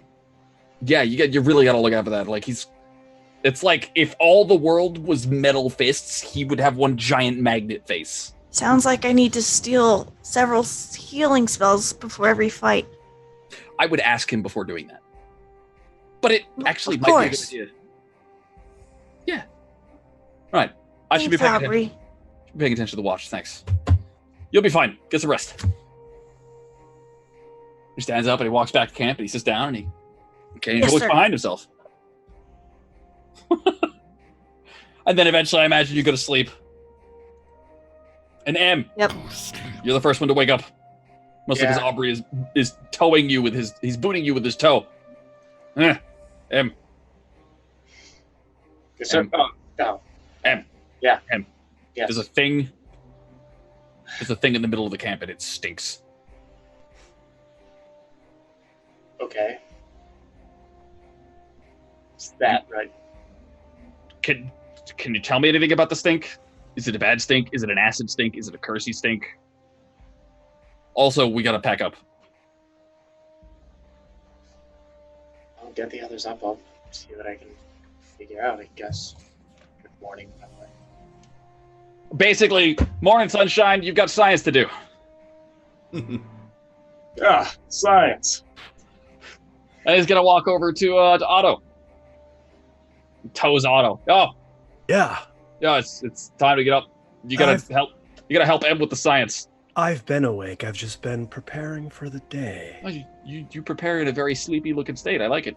Absolutely, that is the best. If I was sneaking up on the camp to like ambush us, I might mistake you for being asleep, and you can get the drop on us. That's pretty good. Exactly. Yeah. Did we heal any during that night, during that little rest after the fight? After the shenanigans, I'll say you guys got enough of a rest to be stocked up. Okay, cool. All right, so I'll kind of gather my things, and I'll walk over, since he said to help Emery, I'll walk over and be like, so, Emery, what can I do? Find out what he meant by there's a thing and a stink and it's something about acid. Pretty sure you'll get one of those down real well. Oh, do you think he was maybe thinking about the thing that we fought last night, or? Yeah, probably, but also there's not a natural smell in the air, is there? I don't know. Things are pretty unnatural out here all the time, so I'm not really exactly sure what to think about. I'll kind of leave it up to you guys. Right. But if there's something more like specific you want me to do, that might give me a little more direction. This is kind of out of my wheelhouse here. No, that's okay. Actually, yeah, don't wake up Dudley just yet, but put like some water in a cup and just drop his hand. But I'm not going to do that to my best friend in the world. That's Okay, a mean. Just That's a mean. like a whole fake ritual thing. Well, yeah, that's not making him like embarrassed though. Right. Okay. I'm gonna basically just make sure nothing bothers me for the next couple of minutes. Okay. Absolutely, you got it. I'm on watch. Leave. Have no fear. Octavia Syndergaard is here, and I'll kind of walk in. Just starting now. Yeah. Okay. Sorry. Making a little perimeter just around his area. Not even anyone else's. Just his. Just his area. Yeah. I'm specifically guarding him. Yeah, I'm setting up like a little ritual space, meditating on my. I'm basically saying my prayers, getting myself ready for the day, and probably going to immediately drop a bit of clairvoyance up in here. Okay. While you're doing that, Aubrey will wake Hjorthurg. Just give you the pat, like, hey, morning. Morning. We'll head over to Oberdon. And he'll pat Oberdon's armored shoulder. Knock, knock. Yes, time to get up, I suppose. And then he'll turn and he'll look at Oberdon and he says, am I supposed to wake up the halfling? Let the boys sleep until we're ready to leave. Rough night. Got it. Okay. Notice Embry almost died. We wake him up first. Embry's got learning things to Rough do. night. Let him sleep. Okay. Right. Oberdon will go and piss behind a tree. So Aubrey will help pack up, get the tent rolled up. And then he'll just be like, he'll sit down in front of this corpse of this like stitched together monster and just like stare at it contemplatively. Get away from that filthy thing. It's disgusting and vile. Yep. Some form of foul monstrosity. Architected for evil means. You know how like you know a painting, like when you see a painting, you can see, you know who painted it, right? That sounds like things about art. Yeah. I rarely have the time to study anything like that. Well, you know how like when somebody yells angrily at you, everybody has that. You know who it is by the way that they're yelling. Yes. It's like that. This thing is yelling at this thing. This is somebody's yell at me, at you, at us. No doubt it's that same vile wizard or necromancer that... He says, yeah, that's just it. He's yelled at me before, metaphorically. Well then... This is somebody trying to... This is like an impression. This is a... The fact that this thing managed to find us, is that because of you? Does he know where? Because he somehow sensed your presence? I mean, I'd like to pat my own back and be like, yeah, I'm a badass enough, but I actually don't think that's the case. But then how do you think he knew where we were? It didn't seem so intelligent last night. I mean, I was half asleep during the fight, but that's not the point, so... No, this thing clearly doesn't have much of a brain, so I'm sure somebody put it here or sent it here. I mean, it could have been sent here, it could have been wandered around. It would be the first time since we started marching. Yes, but what are the coincidences that these things keep wandering around where we happen to be? Well, that depends on how many of them there are. Well, that's true. I'm going to err on the side of this monstrosity not being as common as the local flora. I certainly hope not. Yep, it stinks. I'm done. And he'll stand up. If anything, I would suggest think that this wizard is also going in the same direction as the uncle. Well, that's entirely possible. But that means he's behind us, but he knows where we are. Dude, finger wiggling dress wearers know all kinds of bullshit. I have no idea how they know it. They just know shit, and that you just wait until you swing a sword at something. That's. Well, I think we should probably. I would like to burn this thing, but I don't think that setting a huge signal fire is a good idea. So let's just dismember it and discard the pieces. Is there anything we picked up on our travels that could be formerly known to him that he could be using as some spying thing? Well, I mean, I have no idea what happened to me for the past 7 years. Precisely. So I guess he might have been voodooing his way through my feet. I'm going to go ahead and get my greatsword off of the back of the mule and go and chop this thing into large chunks and discard them randomly in various different directions. Obs will help out. Okay. Emery. Yeah. You desired to cast a clairvoyance, yes? Well, yep, it would be a divination, probably an augury, because clairvoyance itself just lets me see stuff and then lose my eyesight. All right, so what does augury do? It allows me to basically ask a yes or no question, or a question about would this path be the right path to take, and then basically whether or not it's a favorable or unfavorable action. But first I'm going to basically take a moment to actually inspect the nature of, the unnature of the things going on around me and see if I can discern things. So, of the beast that we're chopping up, you said? Yeah. Okay, so Aubrey's assessment was a very Aubrey way of expressing the idea, but he's not wrong. This doesn't look like the masterpiece that the butcher would have made. This instead looks like somebody imitating the butcher, or maybe having been taught by the butcher, or maybe having worked from an incomplete translation of the butcher's notes. It's definitely butchery, but it's not. It's roughshod.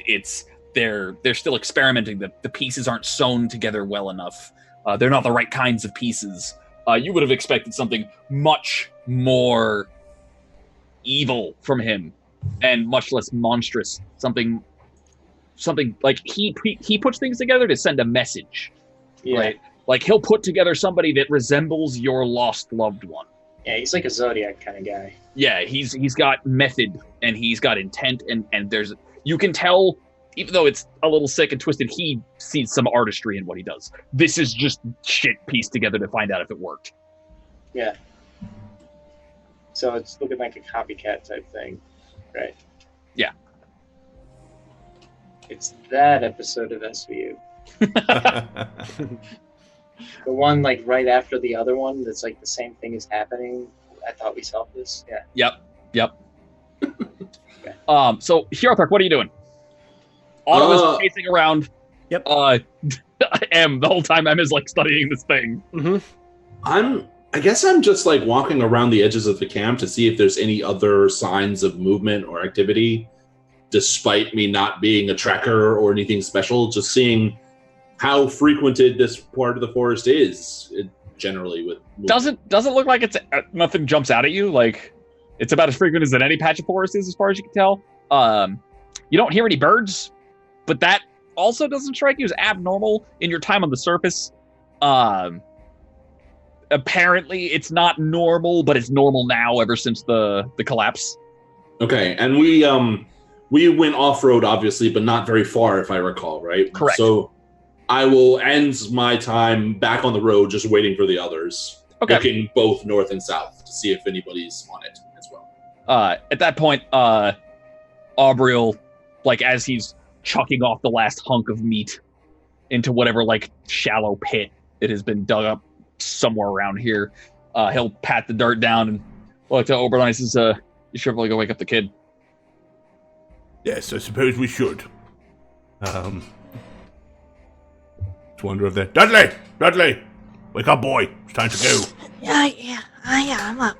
Got it. I'm gonna just like jump up and start rolling a bedroll. And head out with you guys. Okay. So you guys pack up, you hit the road. Dudley is riding on, what do we rename the carpet? Pastel. Pastel. Pastel the flying carpet. It's such a good name for a carpet, though. Yeah. So you're riding on Pastel, everybody marching along down the road, and you'll come across some people headed the opposite way. It'll be like a young woman and an old man and a horse that has a lot like heavy saddlebags laden with like water, food, supplies. Stuff to steal. Stuff to steal, right? And they're coming this way and you're coming that way. And they slow down and cautiously the young woman's hand kind of like drifts in the general direction of her scabbard as you guys kind of walk up. Hey, lady.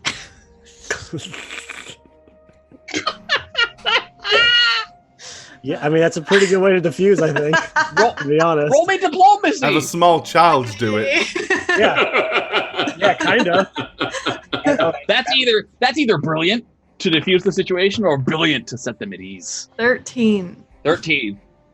She kind of waves. She says, "Hey." How's it going? The old man says, "Don't talk to them." At which point, I'll raise a How's gauntleted Worthington? hand, toward in the direction of the old dude, and say, Nobody wishes you any harm here, sir. But are you merchants at all? Wouldn't perhaps have anything of a delectable treat or any delicious food to possibly be willing to sell? Why would I feed Dallas people? Dad. Well, because I've got plenty of coin, and I don't mind paying above average prices. Under no circumstances am I yet. Yes, we can sell you something. Fine. What do you have to sell? We've got pies. We've got Of course. pastries. What we don't have is potatoes. She says that as if she knows. Right. I say, yes.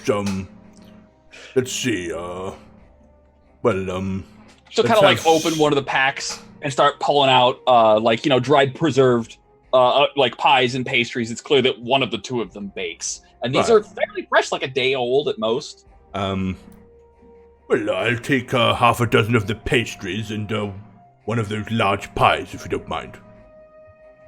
She's putting them all in like a small sack, right? She pulls off the back of the horse and she's putting them all, and she says, "That'll be 2.5 silver, 3 gold, 2.5, 3 gold, 3 gold." looking at the man, I say, How about 5 gold, and we'll call it quits. An apology for the interruption.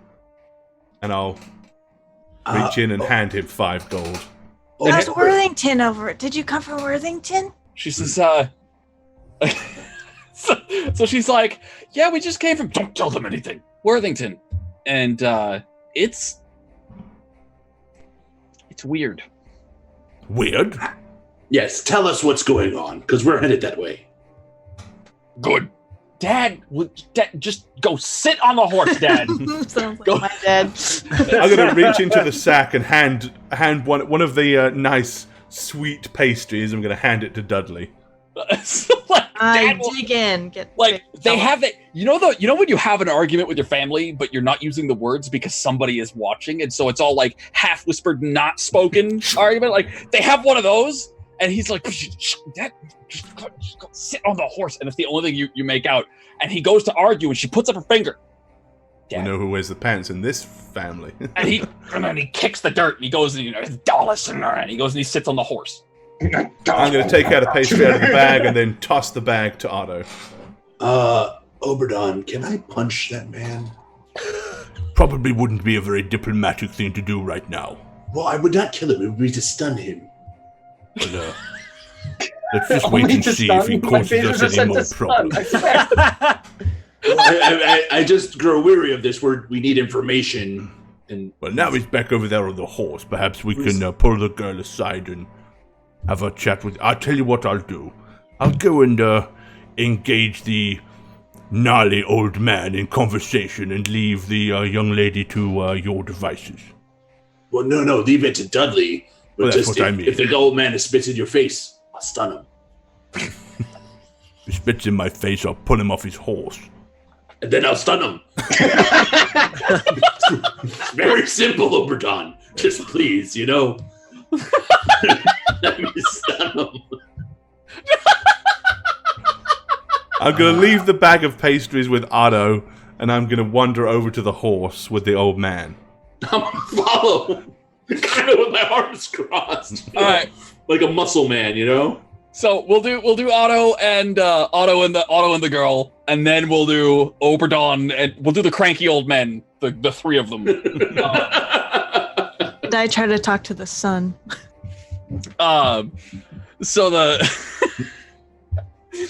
So she says, yeah, we're going to, like, as Hjorthar walks over to the old man, because I think he was the one to ask the question. Oh no, it was Dudley, wasn't it? Yeah, it was Dudley that was kind of engaging with the She woman. says, yeah, so like I wasn't born there, but I like moved there when I was like 10. And it was nice, like they had the people with the books and Oh yeah, book people. I never had the chance to learn how to read because I had to work with my dad. We were trappers back then. My dad was a trapper. So you know what it's like. I didn't have the chance to read. I had to go work. I had to, do the set up the camps and the stashes and the... Oh yeah, for sure.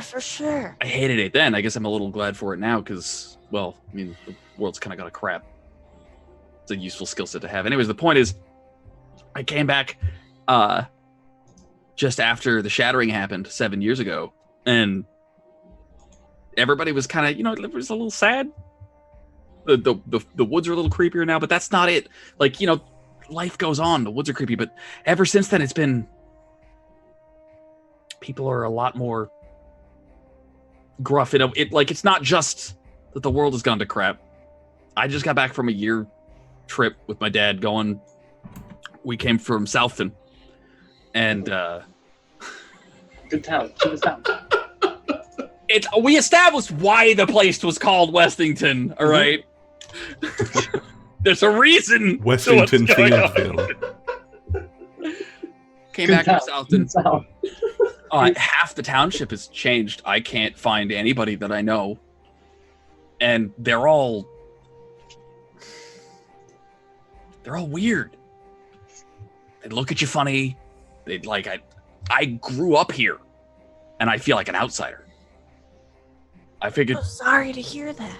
I figured maybe Grok would have some place for us to work in Westington, so that's where we're headed now. Oh. Did we just come from Westington? Was that the whole... Yeah. Westington is where we're going. No, we're going Worthing. we left Westington, we're going to Worthington, that's right. Yeah. Other tons. I'm fantastic with names. Well, I'll hear none of it.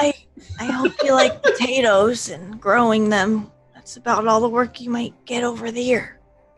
Well, I mean, it's better than having people stare at me out the back of their heads. I'll still probably do that in Westington. What was that? What, Emery? Yeah, if you do work with the clergy, there's a chance you might be able to not work in potatoes. Yeah, Dad doesn't like church people. Oh, yeah, I didn't get that vibe from him at all. You'd think it would just be the Order of Adalis that he was bitter about. Yeah, I understand that. Me too. Right, but no, he's just kind of decided you're all church people. Hmm. He's really angry, and I think it's because he can't find anybody he knows in his hometown. I don't think it's got anything to do with you. I think it's just he's had a rough couple of years. Yeah, I think that's kind of universal at this point. Don't take it personally. I'll yell at him later for you. It's fine. I know. Oh, I won't take it personally. Take it personally. If you can't find your family, it's all about finding a new family and clinging on to the the good people that you meet. You seem nice. She nods, like she's listening, and then you say she seems nice, and then she looks at Otto. And she says, I do? Does she? Like, I want to know. Roll me sense motive. Okay. Because I want to know how I have to play this. How cool does he have to be? Yep. Yeah, kind of. Sense motive roll is a yikes, a 7. You want to be really cool. Okay. You want to impress this girl. Yeah, okay. I do? Well, to be honest, I haven't been able to take my eyes off you this entire time. Oh my god. Which is why I'm standing here in front of you now. Octavia Cinderguard, at your service. And I'll take her hand and kiss it. Roll me. I don't know if that's Creeper. I'm sorry, I didn't hear what was that? Roll me bluff. Bluff? Oh. I want you to sell how cool you really are. I have a real bad bluff. Oh, that's not good. Okay. It's come up like a creeper. 10. A 10? All right. So like you kiss her hand and shit, like there is no slap. There is no glare. Okay. You think you're doing pretty good. Okay. You think, right? She said, I guess I do. I just sell the pastries. Well, that makes you, I'm sure, one of the most popular people anyone can ever come across, right? I Never thought of it like that, did you? no, I didn't. Yeah. I like to open up people's minds like this to a whole nother way of thinking. And now you should have a sense of integrity, a sense of purpose moving forward. You bring people something that they're lacking in this world, and that's happiness. In the form of little edible tasty treats. Oh my god. And that She says, I guess I really hadn't thought of it that way. Well, then I guess it is serendipitous that our paths seem to have crossed this day. Big word. All right, at this point, I want you to roll me charisma. Okay. I mean, I think I'm doing She pretty did good say here. she couldn't read, and her hometown was full of book people. Did that big word impress her or Oh. distance her? So just a straight charisma roll? Impressed charisma. me. Yikes, that's not good. Again, because, bluff is bad, so this is probably bad. Oh, 20. Serendipitous. There it is. the That's word the way to that- do it. Word of the So- day. Okay, That- so that's I just 20. needed to know whether or not she was the type of person who would be Natural awed by them or 20. impressed by them. Gotcha. The luck of the die have spoken.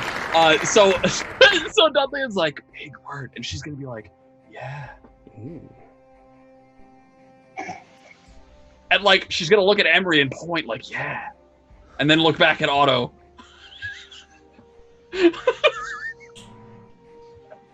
And she said, where are you guys? Why are you guys going to Worthington? Now she's speaking specifically to Otto. Like We the don't whole exist conversation is anymore. now with him. I'm gonna kind of look at Emery to see if, kind of get a cue if we should, how we should address that. Serial necromantic worker doing abominational work and killing a lot of people in the process. Oh, so just the whole thing. Okay. Yeah. Well. Yeah. My God. There's basically that, I guess. Oh, so you guys are like adventurers. That is exactly what we are. Well, I wouldn't say that. Okay. Wow. And seeing as you are coming from that area, we were hoping to get some sort of maybe insight or a lead on anything we can to help us. I will tell you anything you want to know. Then tell me everything. Okay, so we're gonna cut the camera at that point. Okay. As she will tell you anything you want to know. So what I'm gonna do is I'm gonna say you have advantage for any knowledge checks or knowledge-ish checks about Worthington. She will give you the whole. She knows a lot about the town because she did she grow grew up up there, right? right. Yeah. And she has the experience of coming to a small town and having been an outsider, which means that she was pushed to know things that even the locals don't in order to prove herself to them, especially since she couldn't read and this is a book people town. Right? Okay. So I'll get back to you when I come up with some bullshit to be relevant to the story. In the meanwhile, we have an angry old man off to have here. Right. With the dwarf with his arms crossed, giving like a scowls. Mean muggin. So what is your name, sir? He says, I can't name him Jimmy. I killed Jimmy. Hold on. He says, Mom called me Iago. Iago? Iago. A what? Diego? Iago. Iago. So, like the bird. I trust that you're not a particularly sociable fellow. Is it something about our dress? Or is it the fact that we represent the Order of Adalis that seems to have offended you? The Order of Adalis ain't done nothing for me but kill everyone. So there's that. Well, you're still alive, so clearly that's not the case. Yeah, and is that I would have rather been dead. This rate. This your daughter over here? Yeah. I see. So, are you the fine baker, or is she? Oh no, that's her. She learned that from her mother. My compliments to the chef, they're delicious. She's dead. Her mother is dead. And how did she die? I don't know. But you know for sure that she is dead. Well, I buried her, so yeah. I see. Well, may Adalis watch over your belated wife. I'm glad that she was laid to rest properly. He seems unimpressed with that offering of divine oversight. He's getting it anyway. I know he's not a huge fan of Adalis, but guess what? Like intentionally trying to get a bite out of him, I think, if anything. He says, fat lot of good at dinner when she was alive. Well, unfortunately, I fully understand some things that occurred are not to the Order's intent. But like it or not, it's for us to put it right now. That's what we intend to try to do. Now, what is it that seems to have upset your daughter so much about the town of Worthington? Nah, they're just assholes. Well, isn't everybody nowadays? They think we're dumb because we can't read. Well, there are plenty of uneducated people. It doesn't make you dumb. You have other talents, clearly. You see him trying to process that concept, and he's not capable of making sense of it, so he just says, yeah. So, specifically, what did they do that made you consider them to be, as you put it, rectums? Oh. That's how it is. Assholes. He says, it's the way they look at you. It's the way they talk about you when you're not around. The way they suddenly burst into hushed whispers like you ain't been living here your whole life. But you had been living there your whole life, or did you come from somewhere else? No, I have. I lived here a while ago and then had my daughter somewhere else. Then we moved back to my hometown. That was before the shattering. Tell me, so when you moved back, your hometown being Worthington, that's when you noticed it was so different? Yeah. I mean, recently. People treated you like an outsider? Ever since I got back from that hunting trip, yep. Hunting trip? And what were you hunting? Food. I see. Where was the hunting trip? And I'm glancing back behind me as I'm having this conversation, because I don't expect to glean much. So I'm really just stalling this guy and keeping him out of their way. Yeah, so what you're seeing is by this point in your conversation with the old man, she is ready to throw herself at Otto at a moment's notice. Like, okay. I'm not surprised. She did say like an awful lot. Yeah. California jokes. Oh my god.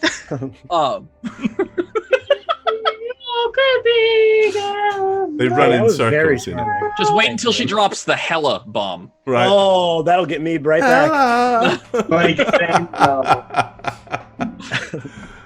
but yeah, okay. that's my main thing. Is I just really want to kind of. So you're just stalling. I'm All right, making so small basically, talk, just stalling, just so that he stays bluntly away. and angrily deny you as many pieces of information as you request by like trying to give you the smallest, least helpful answer he possibly can. Right. And you will quickly notice that he is so eager to do this that you could have him here all day just doing that.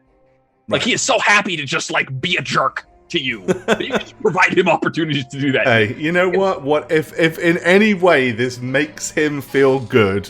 As shitty as it is in this world right now, it does seem to actually I'm willing help to him give feel him that. To like be mean to the church guys. Yeah, I'm willing to give him that and condone myself with knowing that I made someone feel slightly better about their miserable life here.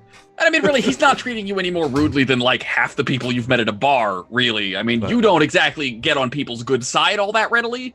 As it's just Oberdon is not that kind of guy. I'm not a sociable fellow. Yeah, so like, he doesn't seem to be hitting any notes that you don't get everywhere else anyways. Like, he's just being grumpy.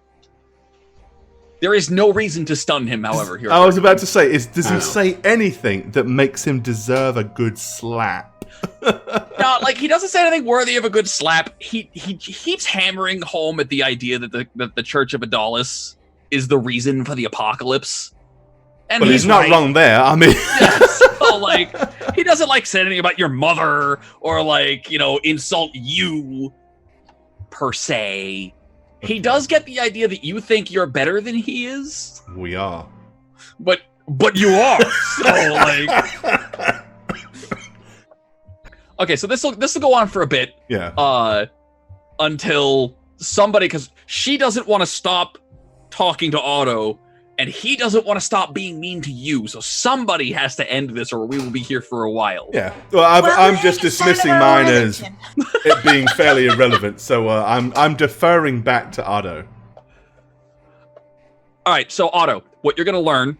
The baseline, and at any point you can ask me about details of the town because you got everything you've ever wanted and more than what you wanted and more than that. Gotcha. Okay. Right. I like that. So the baseline is Worthington was where the gods first wounded the world when they first arrived. They stabbed the world with a sword. That was their kind of like their marking of a territory. We're here. Yeah, Paylor shows up with a flaming sword and just stabs the ground and says, "Sup, motherfuckers." As Paylor does. You have a flag? Yes. Right? I'm going to see him next week, by the way. I know, right? I can't wait to hear your story about it. So Paylor shows up and stabs the ground here, and for centuries people would come and try and take the sword out of the stone because it was said that only the worthy would be able to. Nobody was worthy. Dudley is. Not once did anyone ever show up and pull the sword out of the stone. At one point, a crafty dwarf showed up and decided, I don't need to be worthy of pulling the sword from the stone. I just need to chip the stone away from the sword. Yeah. He got his hands on the blade and was incinerated on the spot by the sword. Just roasted. Mental note. Don't touch sword. Like at some point somebody came along and noticed this pattern because now the sword was just like lying there on the ground freely, right? Somebody goes, "Oh, nice sword. What is that?" Dead, right? So eventually, after a couple of people died, it started to be haunted by the angered ghosts that had no idea why the gods had just literally murdered them for no reason. The area became haunted and became known in the era before this as like you would come here to die. This was the suicide mission that you would go on to prove yourself, like the climbing of Mount Everest.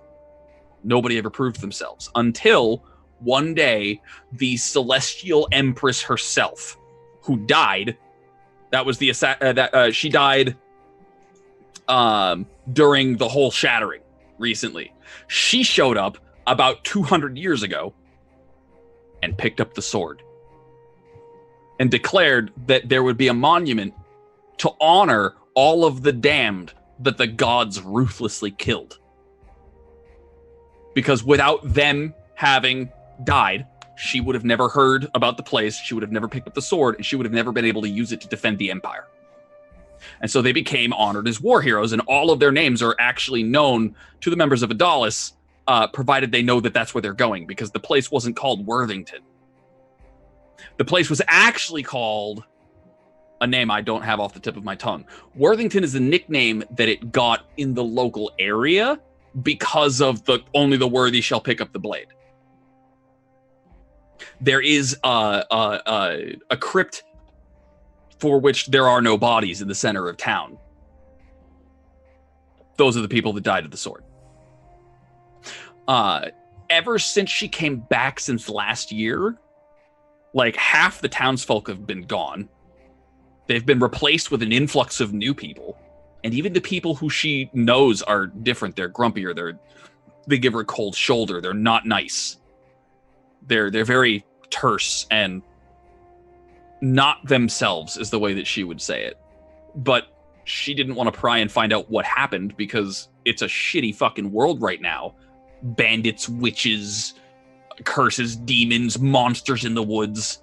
Something happened and everybody is suddenly a very somber and no-nonsense bunch of people. And it gave her the creeps, so she convinced her dad to leave.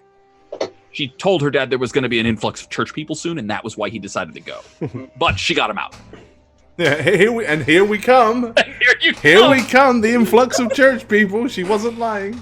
And that's the gist of that's the juicy morsels of what you are told. You're also told all of the extraneous history, and you're given a full rundown of all the facilities and like everything because she is so happy to talk to you right now. Cool. Okay.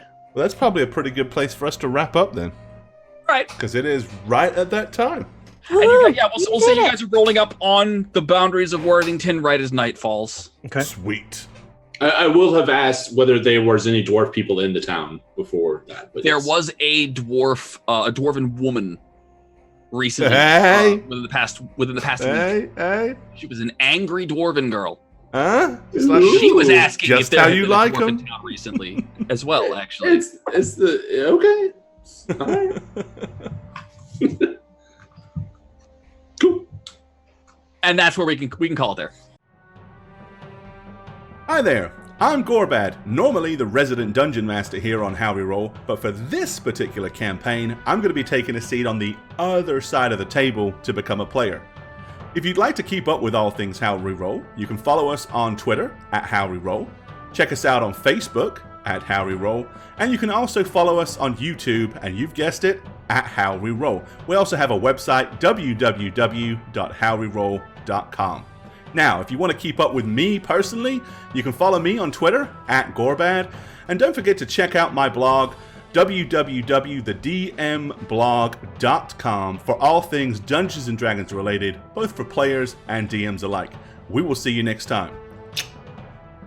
Sup, I'm Evil Squeegee, they, them, and as you can tell by now, Gorbad has made the mistake of letting me Dungeon Master a campaign on his channel. If you want to follow me on my channel, where I make the mistake of letting me Dungeon Master games on my channel, you can find that at twitch.tv/evilsqueegee. If you want to follow me on Twitter, at twitter.com/evilsqueegee, you can find inclusivity rants, gaming rants, rants about rants, and rants. Is it on? It is. Greetings and well met, my friends. It is I, the great and powerful Thelonious Conch. My good friend the Snuggler has asked me so kindly to step in. If you want to keep up with what he's doing in the world, you can follow him at two places. The first is on Twitter at MattySweetTweet. And the second, of course, is Instagram, where you can follow him at MattyQuickPick. I see what he did there. Clever boy. Thank you for tuning in. We'll see you next time, and don't forget the lavender. Hey, thanks for watching this episode of How We Roll. My name's Jane, and you can follow me on Twitter at Jane on Twitch with a 0, not an O. I also do stream like 3 times a week now, so you can follow me on Twitch at twitch.tv/JaneIvana. What do you gotta say, Norman? Sorry. Peace, suckers. Hey y'all, Shagget here. I play various characters on How We Roll. This is the first campaign where Gorbad is a player, and I very much would like to enact my player vengeance on him, since he's usually the DM and I can't do that really, because he'll just, wish it away and make it irrelevant. Follow me on Twitter at @eneb_convos, and we can start a dialogue to find out the creative, awesome means that my character will get his character killed. Because isn't that what every player wants to do? I think so. Hi, it's me, Satchmo. Claire, how we roll? You follow me. It's